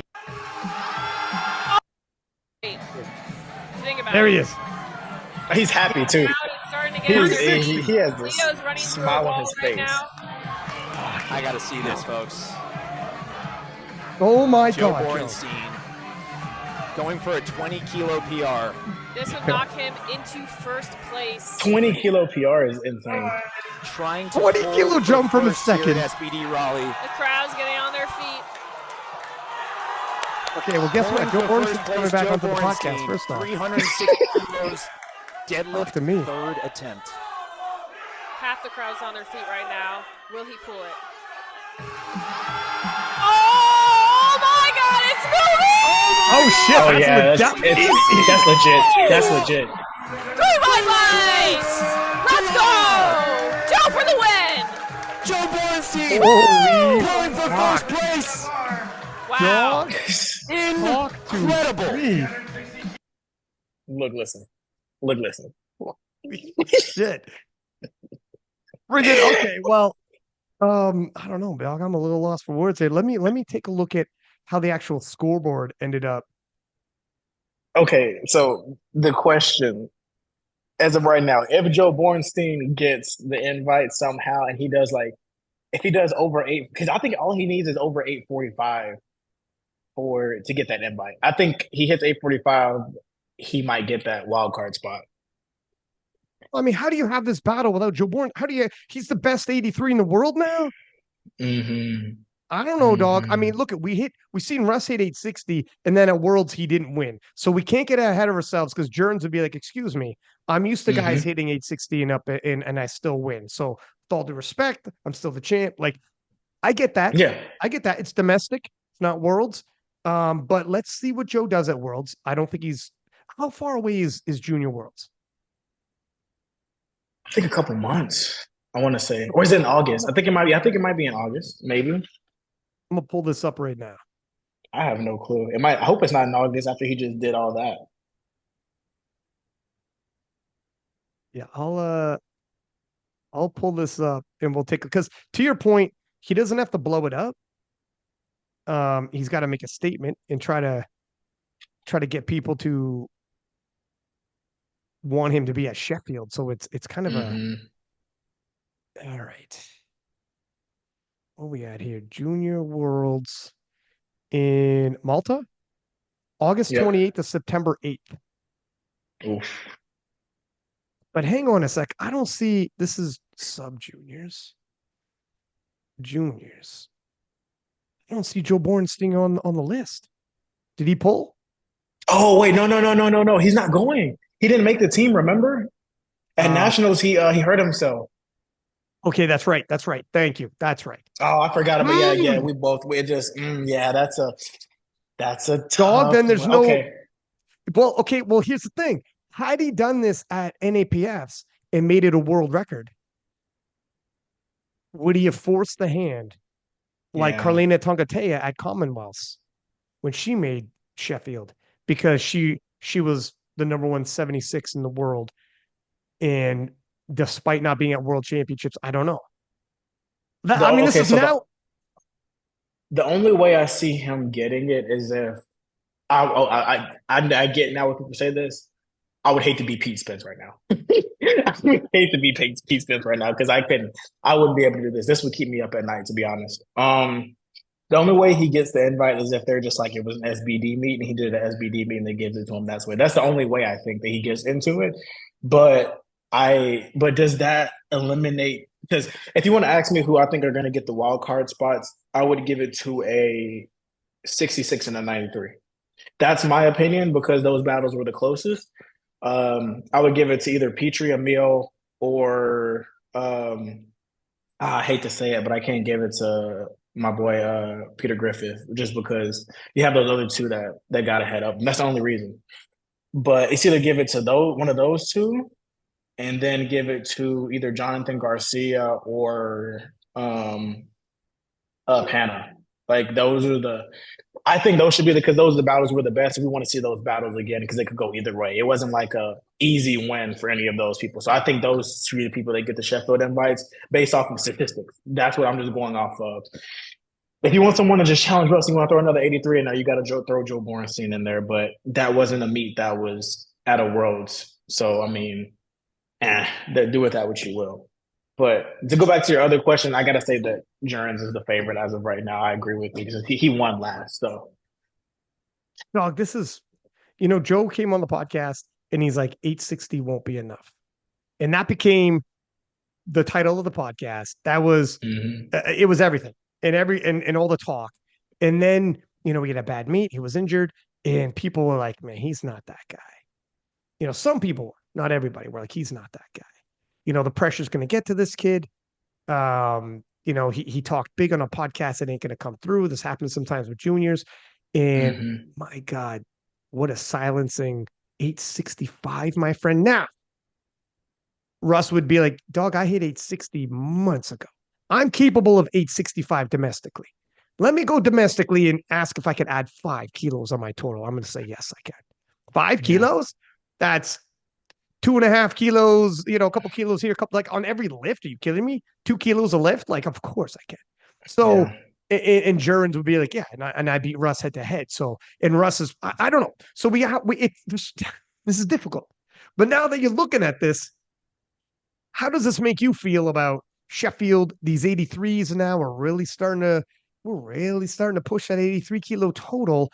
Is it getting daunting? Is it getting motivating? What are your thoughts when you see this? I mean, I'll be honest. I think if we go off of how my 850 feel, if I can get back into that headspace, not just because I feel like my squad is past that already. My bench, I can put 2.5 to 5 kilos on my bench. That'll be easy. And then my deadlift was easy that day. I posted that. I don't know if you saw that, but I posted that fail when I tried 350. That was, I don't know, I think people think that was like from recently, but that was from in prep before Worlds that I hit like, I think I hit like I hit something for a triple and it was freaking crazy. I think it was like 305 for a triple. So I hit 305 for a triple the day before, was fried. And I came in after that. I hit 210 on bench. Then I tried 350 on deadlift. And I ended up failing it. That's because I was gassed at that point, dude. Hitting 305 for a double and then hitting 210 on bench with the arch and pushing everything in it. I was running on fumes at that point. And I still got it up to my knees. So I think that's pretty good. So if you just give me 340, you give me 2.5 kilos on the deadlift, you give me 5 on the bench and 5 on the squat, which would be what I hit. I've hit all of those numbers before. That's 860 right there. So I don't think it's crazy insane. I think it's crazy insane that Joe Bornstein did it as a junior. I think that's crazy. That's fucking mad. But when it comes to an 83 hitting 860, I want to see. I think I think Rondell said this too. I think we expect more from the 83s. I don't think it should be as close to even. Let's say I don't hit 860. Let's be that guy and say I don't hit 860 and I hit 850 again. I still think 15 kilos is still kind of close for a weight class above. Because I mean, the spread between each other weight classes is much bigger than 15 kilos. Like you have the if you go 865 to what nine? What did our boy hit from at Sheffield? Who won Sheffield? I'm sorry, I'm missing his name right Gustav. now. I'm so sorry. Gustav. Gustav. I'm sorry, Gustav. 895. I swear I know your name. I swear I know your name, Gustav. I swear I do. It just escaped my mind right now. Yeah, he hit 895, 86 to 895. That's like 30 kilos. I'll take that. But you have to go off the IPF. You can't go off of domestic stuff. So yeah, 845 to 895 is a big jump. That's I a don't know big what jump, it is though. the spread, but yeah, I think 950, 895 to 950, 960, 970, right? Something around there for the 105s. That's a big jump too. Then you got the 120s. I don't know what that is because of Bob. I think that's like 970. And then you have Jesus with this freaking fat ass total. Like these are some big jumps. I just think I need to see a bigger spread. I think like 880, 870 to 880 range. I feel like that's like okay, that's kind of crazy. But then you catching up to the 93, so then you could be like, oh, the 93 kilo total should be a little bit higher too. I don't know. But for me though, I think that is achievable for me. I'm not gonna say that it'll be easy. Like it'll act like a cakewalk, but I think I could hit 860 to 865 on a pretty decent day. Let's see. Let me If you calculate crunch that the while I'm saying numbers, it out loud.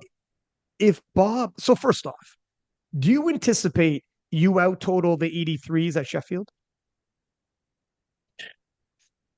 Yeah, if they can't go over 850.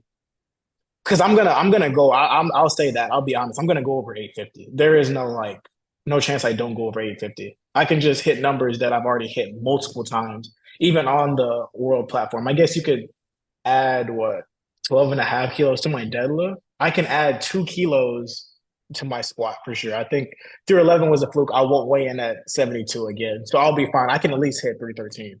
What happened there, by the way, with the light weigh in?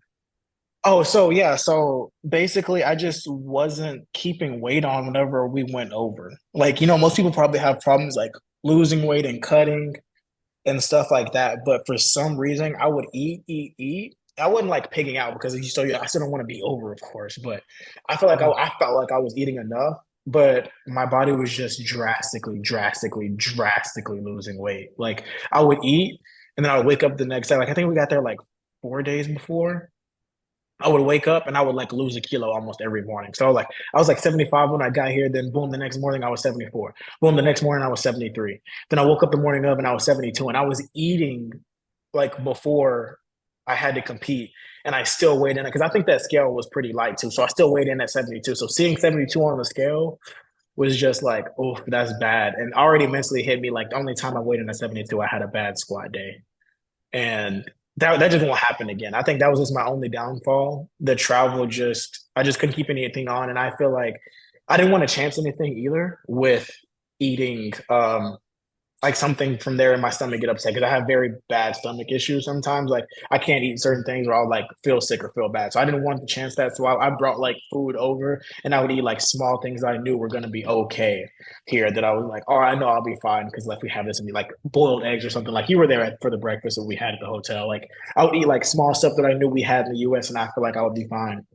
But when we go to Sheffield, there's definitely going to be stuff in the UK that I can eat that I know is going to be okay. Like they'll have like if I got to go to McDonald's, I think one prep, I think it was for nationals, PA Nats. Like the week of my meet, I was eating like chicken nuggets and fries. I'm pretty sure that they have chicken nuggets and You'll be fries all right. at Yeah, McDonald's. oh yeah. Yeah, so I'll be good. I don't think I'll like lose too much weight. I'm pretty like heavy right now. I'm probably the heaviest I've ever been right now. I'm not like crazy overweight. I'm not gonna say what my weight is, but I'm definitely like I've actually started eating more, and I'm like a little over. I'm like drinking a lot of water throughout the day now, and I'm like hydrating myself, and I'm taking creatine. That's probably one of the biggest things. Like whenever I couldn't take creatine in between PA Nats and Worlds because it was so close together, and I would have bloated, and then when I had to cut so much, but when I cut creatine out like block of the competition, I'll lose like 2 kilos, and then I'll be back to fine. I can just eat, manipulate how I need to.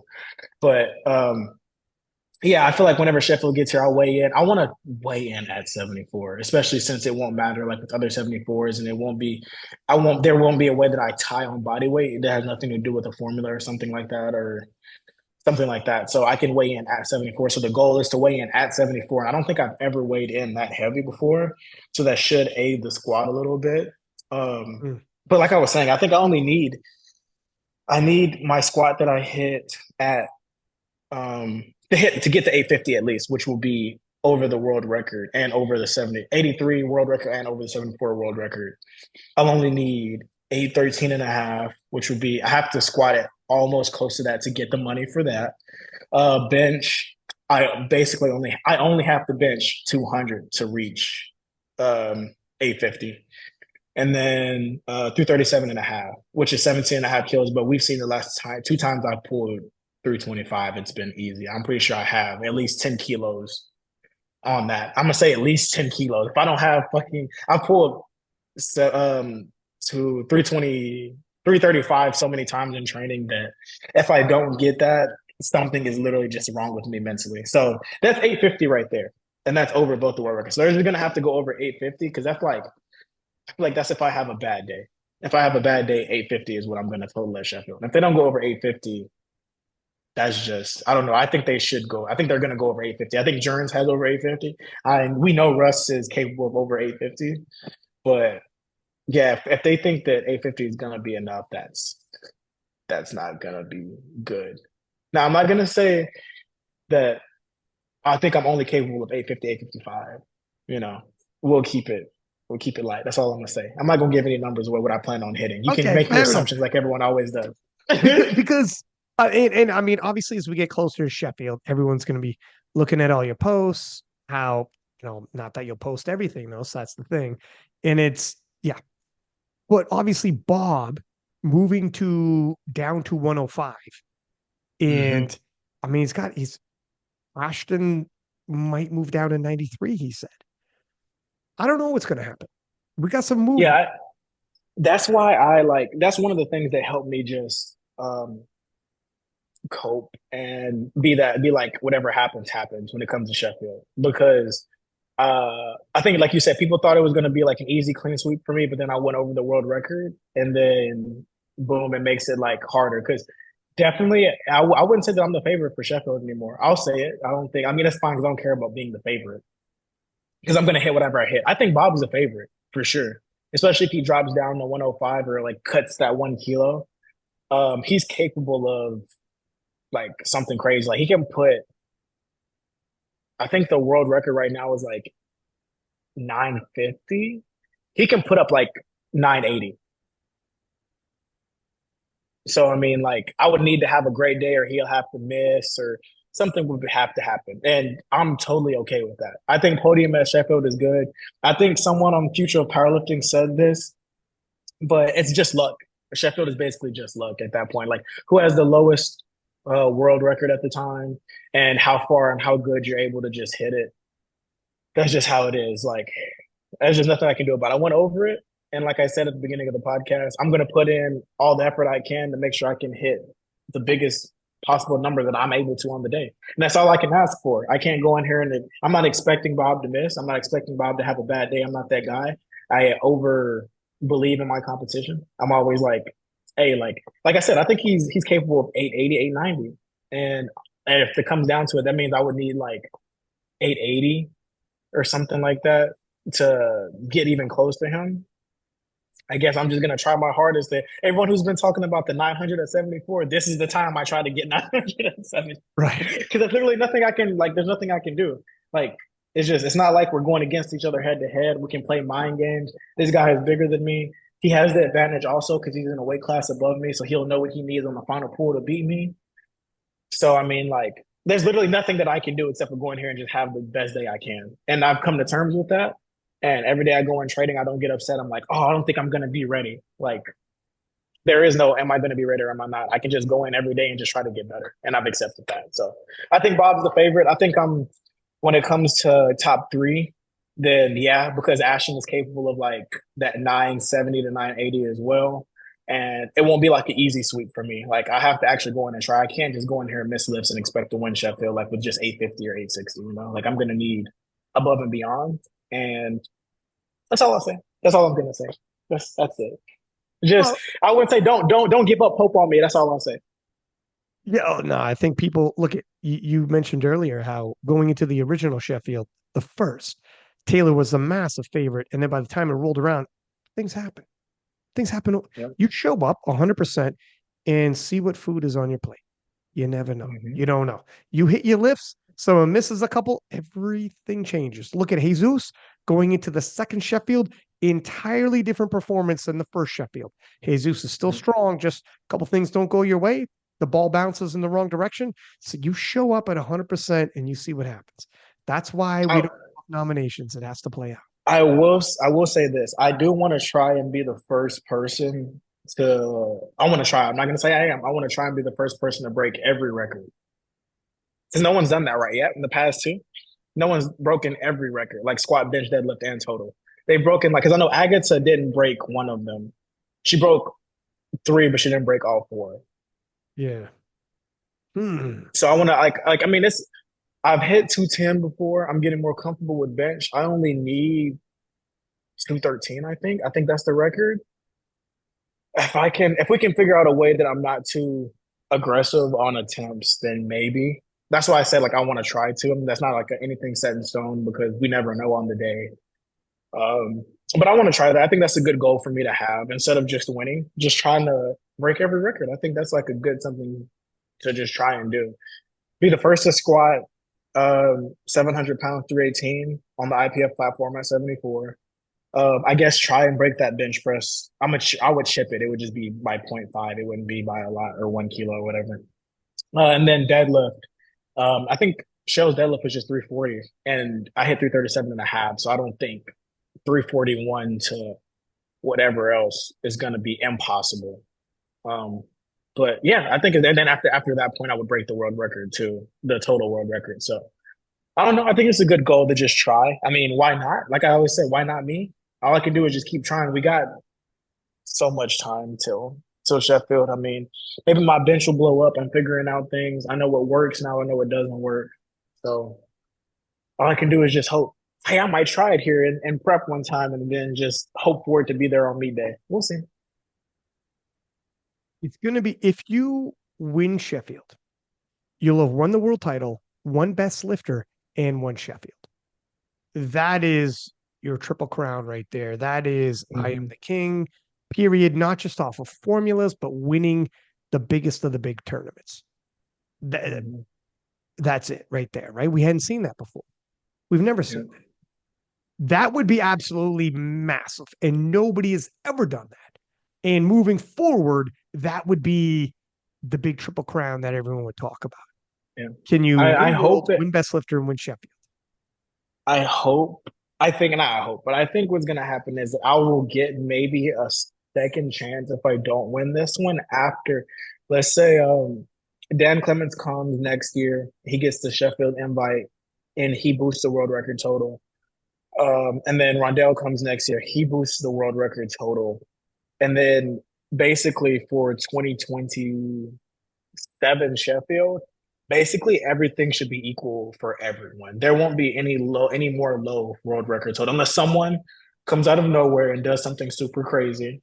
Because I expect Russ and Jurins to go like 860 at this Sheffield at least. So let's say they go 860, boom, there goes that total.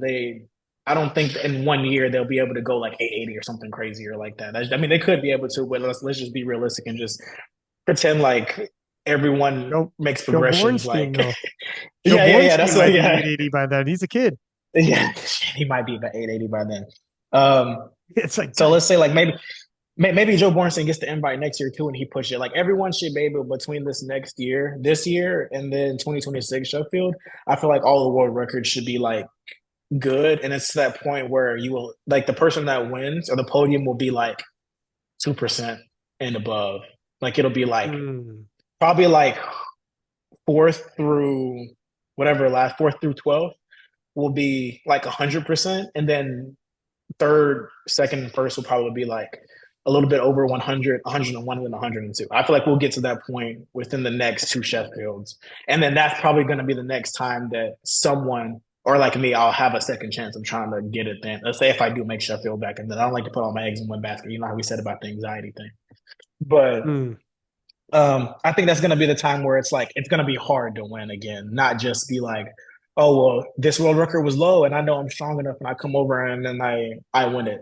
I think that's just how it's going to be in Sheffield 2027. It'll actually, unless they change the criteria to win, but I wouldn't. I think at that point, I think I would just keep it if I was Pete. I think they are going to keep it. And also, I mean, it's better. You're right. To blow it up, the bigger picture. You're trying to don't put all the pressure on 1 year because there's World Games, there's the World Championship, there's Best Lifter, there's Sheffield. By the time this is all said and done, if you collect however many world titles, Best Lifters, a Sheffield or two, a World Games, like if you start collecting titles, your resume could be ridiculous. Yeah. You know, ridiculous. You have World Games on the docket. You have Sheffield. You already got Best Lifter at Worlds in a world title. You know, some people have won world titles, not Best Lifter. That's true. That's quite the tournament to win Best Lifter at, young man. You know, people go nuts when they win Best Lifter at local meets. You won Best Lifter at the World Championships. Like, that's freaking crazy. The champion at World Championships. So, yeah, your resume is going to start getting filled up. It'll be an interesting conversation after Sheffield. If you win Sheffield, I mean, that's a wrap. If Bobb wins Sheffield, now we're getting into this. People are going to start saying, who's king? Is it PERK? Is it, in your mind's eye, would Sheffield create a debate on that? Or do you think, no, it'll still be me regardless? What do you think? I think it'll still be me regardless. I think that, it's crazy that you win Sheffield, but I hate to say it. You don't see people calling Gustav the GOAT, really. Like, Gustav did, like, he did just win his first world championship, and that was after he's got a great year, no question. After pound for winning pound. Sheffield. And I think that's great. Yeah. But when it comes to pound for pound, like, you still can't debate that. Like, he would need something crazy. I need to get the woke somehow. That's the only way that I feel like there will be no debate for me for pound, because you have Jesus. I listen to you and Jesus' podcast, and I agree with them. We can't debate. Like, whenever someone says that Jesus is better than me, you know what I say? You're right. He is. He's stronger than me. There's nothing I can do about that. Like, I'm not gonna, like, someone made a Instagram reel about that, and they were like, oh, well, Jesus is literally just stronger than him. And I'm like, yeah, okay. Yeah, no shit. Yeah, you're right. He's the strongest man of all time. What are you talking about?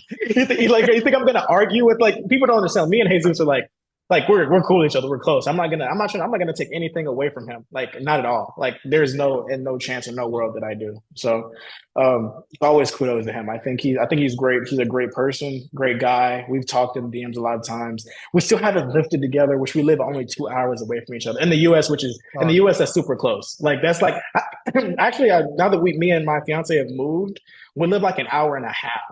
Yeah, come on, man. Come on. So like, everyone's like our videographer that shoots us for Rascal is always like, how have you and Jesus not lifted together yet? It makes no sense. It's like, we get that you're like, you know how good this YouTube video would be. Everyone go, this is the collab everyone needs. You need to collaborate on all the different platforms. Dude, you guys are the two kings. Yeah, because I mean, like, it would get to the point where it's like we could do like he finishes where I stop, he finishes at, and like I would get up to, like, we just need to go on a week that I'm like at the end of my block and I'm pulling like 6 reds plus, and then he's like on one of his weeks, and then we can go there, because then like he'll put like 2 more reds on, but at least I'll get it to pretty decently close down. People will be like, what? Like, that would just be. Yeah, so I mean, he has a good gym to lift at too. And then for people that don't know, I lift at the Alico headquarters in Austin, Texas. So like, it's not like we wouldn't have a place to train at. They would let us train at either place. So yeah, we just need to do that. So I'm not going to argue about the Jesus thing. Like, when it comes to overall, if you want to say he's the GOAT because he lifts more than me, I'm not going to argue with you. I think he's my GOAT. I think when it comes to that, he's my GOAT. But like he said on the podcast, like, when it comes to pound for pound, I mean, he was like, I just can't say anything. It's PERK. Like, he has the formula on everything. Like, I don't see how you argue with that. I think it's just like I'm gonna give him his flowers. He gives me my flowers. I like him. We're cool. So I don't know. I want people to try to act like I'm gonna be like, oh, no, he's not. Like, no. Like, yeah, call him the GOAT. You can call him the GOAT. He's freaking won Sheffield and has like this is third or fourth world title he's won this year, something like that. This is four, and yeah, this is four, man. He's well, first, like he looks like obviously poised for five, which would equal Ray. But my goodness, is Timur really developing as a junior 120 plus? It's still early for him to press Jesus, but maybe at some point we could have some good old fashioned brawls at Worlds, which we need. Uh, but yeah, we'll see. Timur needs a little bit more development. He's still a junior, man. But for a junior to be hitting the numbers Yeah. he is it like it's been a long time since we had a good scrap at 120 plus. Well, Did he break Jesus' deadlift record at this last meet? yes, he did. He's taken all Yeah. Jesus's junior records. In terms of pacing, if you were to look at Timur, how he's pacing, he's gonna end up Jesus. Like he's Hmm. taking all his records. So in terms of pacing level, yeah, he's going to end up like alongside Jesus. Now, Jesus is still blossoming as well. But at certain point, you're going to mature as a lifter, you would conceive anyways, Hmm. and the gains won't be quite as quick. And maybe they'll mature along the same lines at some point, and we'll have ourselves a good scrap. Right now, there's a spread, and I don't doubt Jesus is going to continue to put kilos on as well. But he's moving, man. We're going to, Yeah, there's soon like enough, a we're going to have that clash. yeah, there's a lot of lifters like that are like getting really, really good and really, really close. Like I like the last guy I mentioned on the podcast. I like that 74 who's like super strong. Like he's not like Elliot he hasn't Sykes. hit 800 yet. He says, yeah, he Yeah. said that he's gonna hit 800 at sub junior worlds. He hasn't lifted out of world meets. He doesn't know how travel will impact him yet. I do think that like I'm not gonna be that guy that's like travel makes a huge impact, but when it's your first time, you just don't know how it's going to affect you. Like it Oh, could you lost affect you two in a positive kilos. way. It could, yeah. You know what I mean? You're Like like, hey, I lost 2 kilos.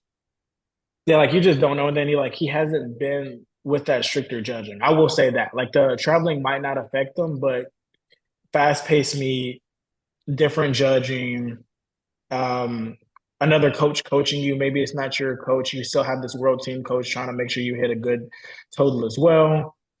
You have to make sure that you can't just go in and just maybe you can just I think he's like over by like 50 kilos over the next person with his QT. So maybe he goes in, he's just like he can just do whatever he needs to, but you just never know at that point. I just think he needs to like get the first IPF. Like I don't think he won't hit 800. I'm just saying you have to prepare yourself for whatever may happen whenever you do get there.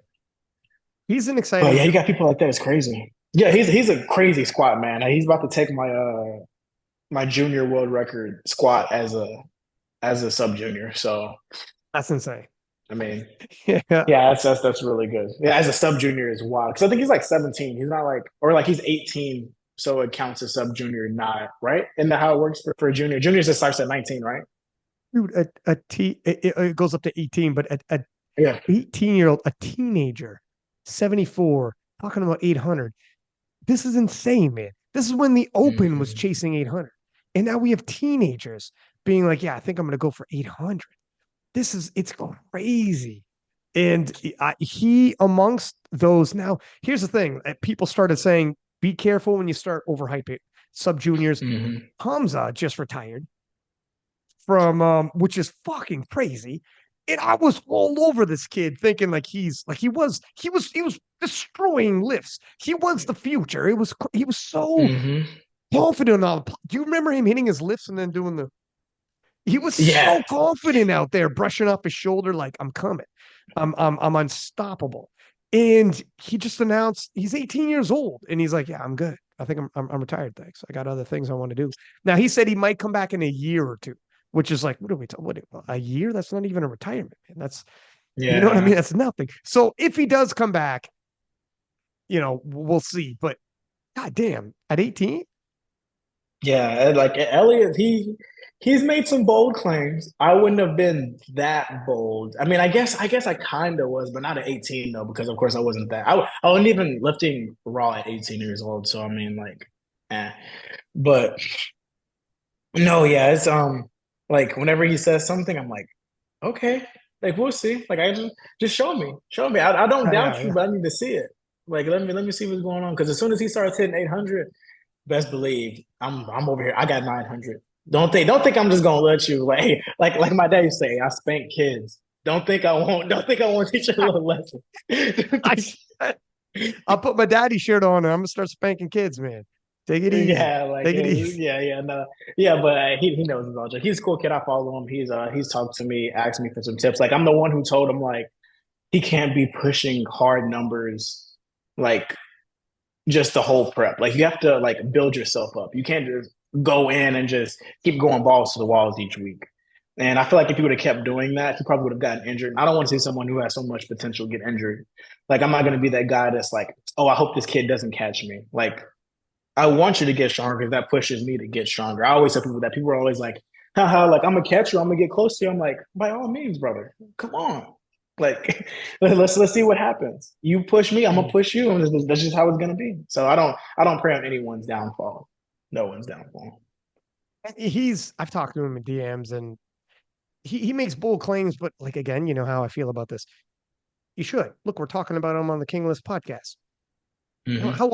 How often do sub juniors before sub junior worlds get much attention? And he's got PERK talking about him on PERK's episode of King of the List. For God's sake, it's working. I got to give you props. I got to give people props. Look, Taylor didn't give me no props whenever I was younger. I'm gonna give this man some props. That's right. Look, speaking of Taylor, I know we bring it up all the time, but he's starting to get a little bit more bold himself. I've noticed now. The numbers aren't crazy big, but they're starting to come around to some working sets now. And he's in his last, well, here's something about that even. In his last post, he said, I'm not the type to show all my top sets. Yep, he just posted. I just saw that. Yeah.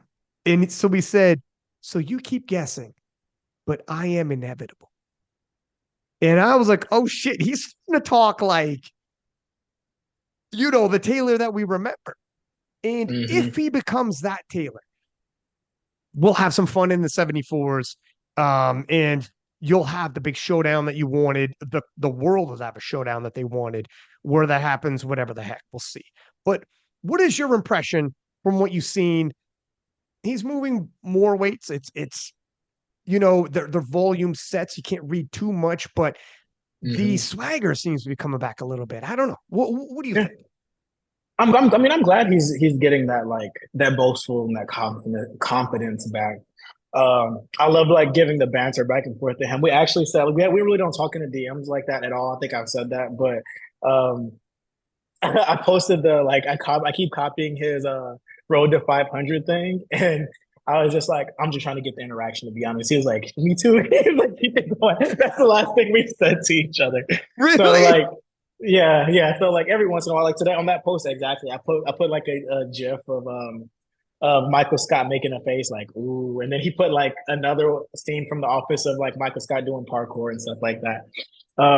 Yeah, I just loved it because I mean, it's not like we never get disrespectful with it or anything like that. We do have that competitiveness between us. I feel like it's kind of like a Kobe Michael type thing. Right. Like it's not like it's not like we hate each other at all. Of course he's Michael in the situation. I don't think I'm Michael. Let's get that straight for everyone's like, oh, Austin called himself Michael. No. I think I'm Kobe. It's okay. But I think that like it's a good healthy competitiveness between us. We keep each other motivated. He was all like I always say, like he got me 2-0. So when it comes to competing against each other, so whenever he comes back, I definitely want that competition. I don't know what they're doing for PA Nats for 2025 yet, but if I end up for some odd reason, knock on wood, I do terrible at Sheffield and I have to fight for my spot, and it's like a month after like Gavin basically did, that'll be a good time because I'm pretty sure he'll show up at Nats next year. So I mean, like, I guess he said he's gonna do a competition this year, so we'll see what he's at number wise. So I'll get like a small glimpse of it. And if I feel like if he ends up totaling, I doubt, I think you had this conversation with him. I doubt he weighs in at 74. He might weigh in a little over just to be like, like I wasn't that weight. So it really doesn't matter what like total I hit. And it doesn't matter what he does. So it's kind of like still a guessing game of if Mm. he is what strength he's at, which I think would be good for him. Just go into a meet and be and basically it'll be hard to gauge and just be like if he cut 2 kilos, would he still be at the same strength, or did he do something crazy? At like 75 or 76, and like he hits like 860, and at that point it's like, well, damn, like I have to go to PA Nats right after anyway. But I'm looking forward to that. Basically, that's my point. Is that maybe I hit something super crazy at Sheffield, and I'm like, I don't think he'll get it. Or it comes to the point where it's like, I don't think that was good enough. He might be able to beat it, and I have to go against him again. And that's like, I'm looking forward to that. I think that's something I'm just always looking forward to because I mean, I'm a competitor. I think all competitors think like this, but I hate losing and I hate being in the like at least one time before he retires or like I get injured or he gets injured forever. I want to get at least one win. I want to try to at least get one win when I'm older because the first 2 times I competed against him, the first time I knew I was nowhere close to him. I just went to Nats and I luckily got second because that was the year Michael C almost beat him. And I was just a kid. No one knew about me anyway. So I just went in there and I luckily got second. And the next time was after we both hit 800. He had like a little bit over 800. And I thought I was close, but like he said at that time, that's still stuck in my head. He was like, you think you're close, but you're not. Then he puts up 838. And I was like, damn, I wasn't close at all. Even on my best day, I wasn't. So, I mean, hopefully I finally get that rematch. How about this? Okay, let me throw a few things out there. First off, very respectful of you to say he'd be Jordan, but we don't know if you end up being Jordan when all said and done. But let's just whatever. There's a lot to go for your career, so that's a whole nother talk. So we'll put a pin in that. But I get your point of 2 generations. You're the best of your generation. He's the best of his generation, and you kind of need to see that showdown. In terms of what he does later on, I would not be surprised if, and I think, like, I agree with you. I think it would be good for him. Take the pressure off. It's been a hot minute. You're coming back from injuries. Be a very small 83. And I don't think he'll go all out. I think he just wants to go, if he goes like hit 800, nice and smooth and easy, just re-enter the 800s. Don't go top end.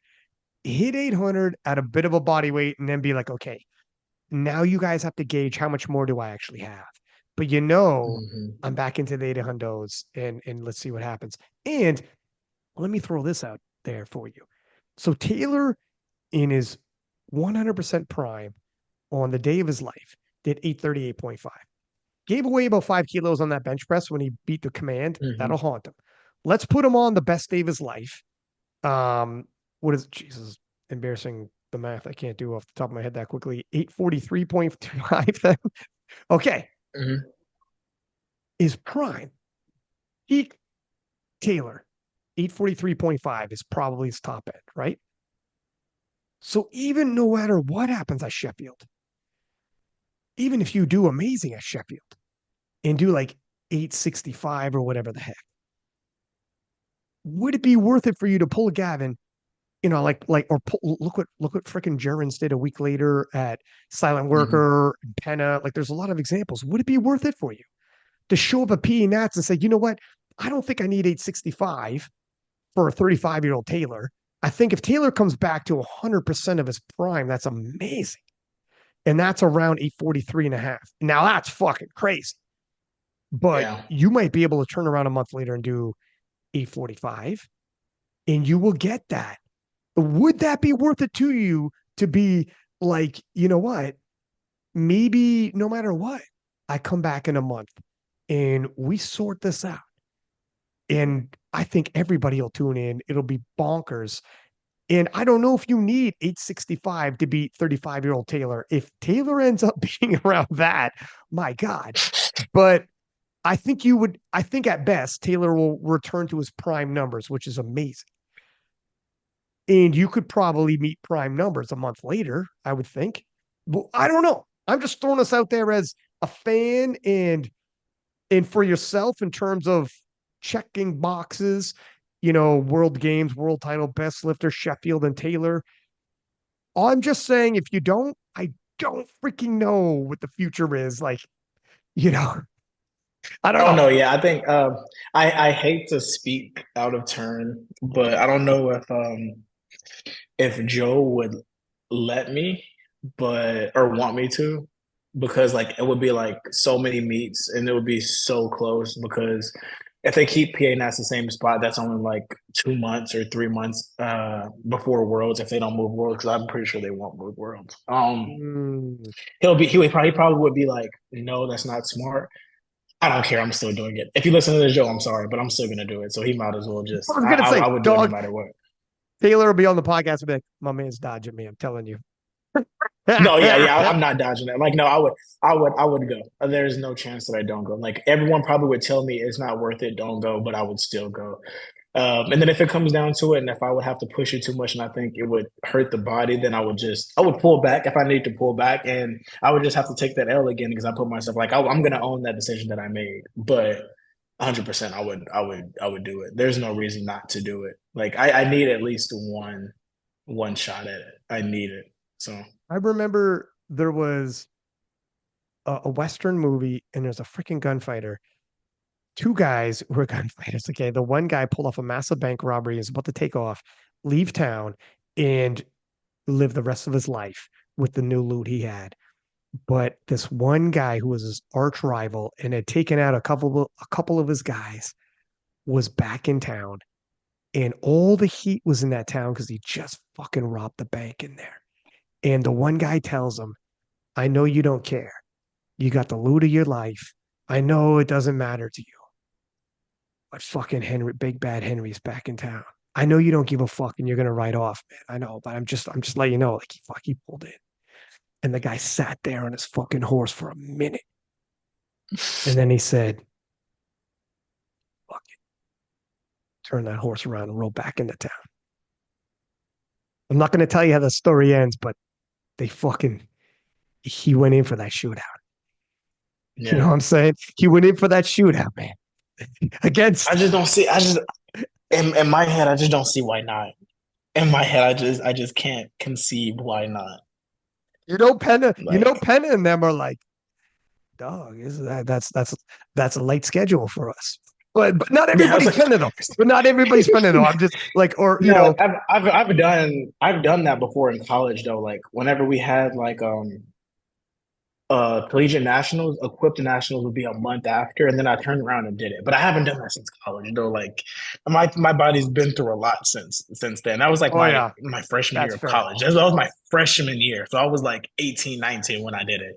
Now I'm 25. People don't think that's a big, huge gap. But when you're lifting and you do so many meets and your Oh body's went yeah. through so many preps, you're just like, yeah, a month after, especially if I go hard. Like it's like if you went in and you were like, oh, I'm just gonna go in just so I can Right. win, and then boom, it was easy. This is like going 110%, and then saying, okay, like I'm gonna try and go like 90 to 100% in a month, which is just like I mean, nearly impossible.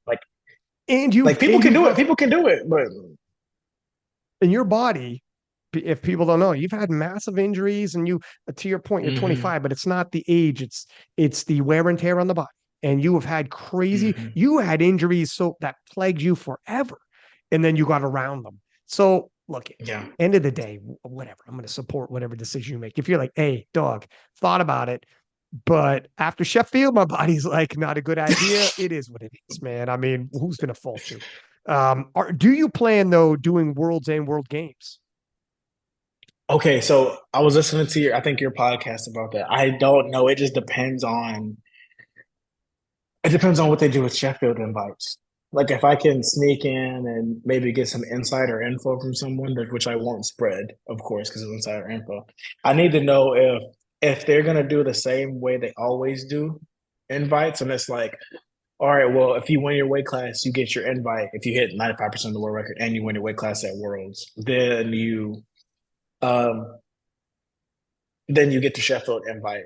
If they do that, it will be that point to where I probably won't go all out against the 83s. I will just do what I need to beat them on formula. Like it won't be like that second time of trying to out total them, just because I wouldn't be able to, because I would have to try and get that invite. Because I'm not gonna think that Shell's only gonna be capable of 815. At that point, we have a whole year. I don't know if he'll get the Sheffield invite, but he has a whole year. Let's say he's at 840 at this point, this time next year. I would have to go like 840 to 850 at Worlds and then turn around and then and then go to Sheffield and try to go like let's say Jurins and Russ are at like 870 at that point. I'll have to go 850 then 870 a few months later because I think World Games is in August and then Worlds will be in June.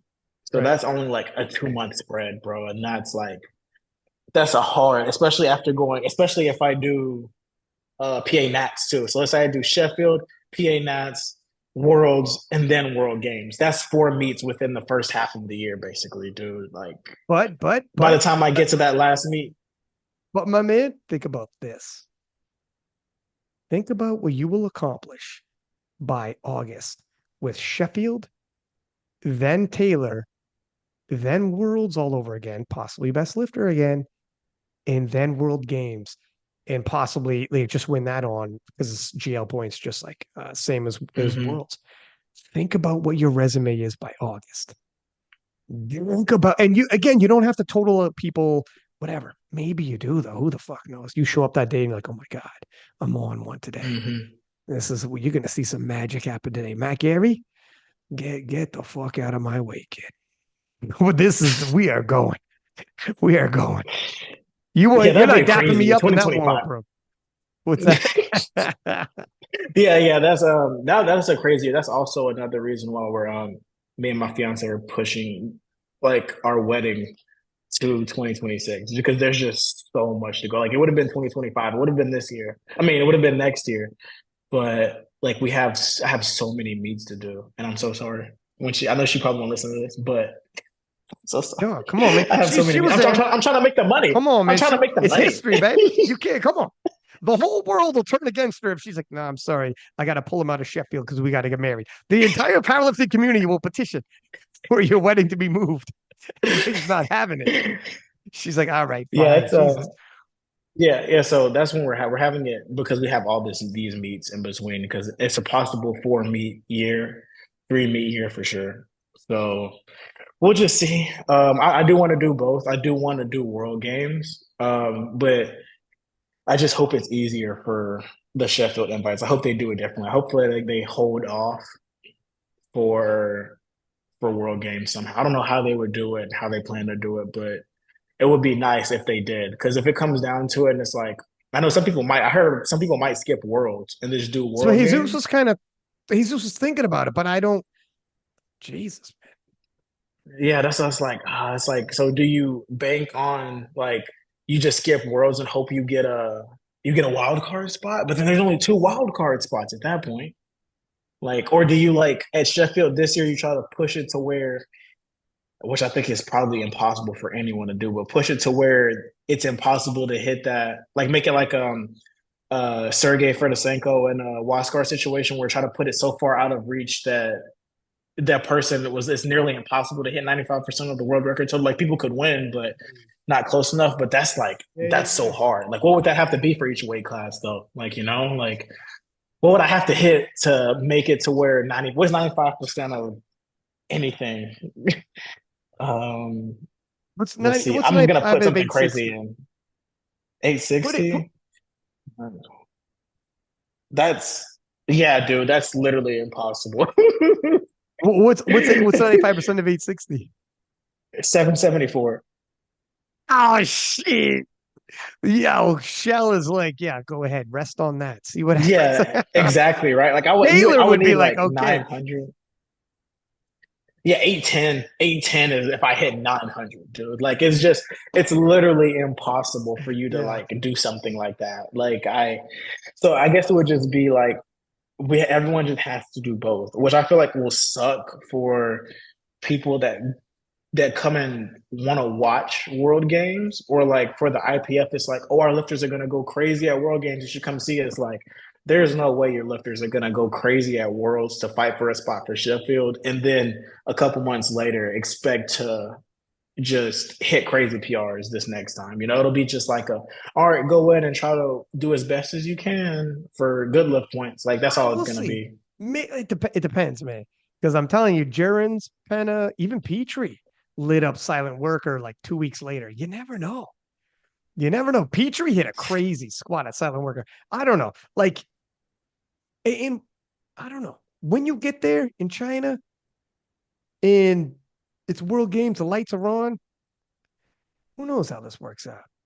Yeah, man, maybe I'll get that adrenaline dump. You Yeah, never know. we'll see. It is. It's good. It's going to be an interesting year. That's for sure. Listen, Yeah, man. that's gonna be a long, long year. Oh, dude, listen, that first 8 months is pivotal to your career. But I mean, I guess every freaking 8 months, beginning of every year for here on out is going to be crazy. You could rewrite history and rewrite your Yeah. career. God knows how it's going to all work out. I'm interested, man. Old names are coming back, new names are entering. Joe Bornstein and whatnot has emerged just when we had a rivalry like Russ and Jurins, dude.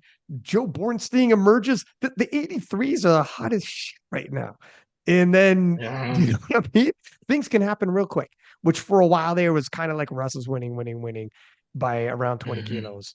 And we kind of knew what was going to happen. Now I don't know what's going to happen.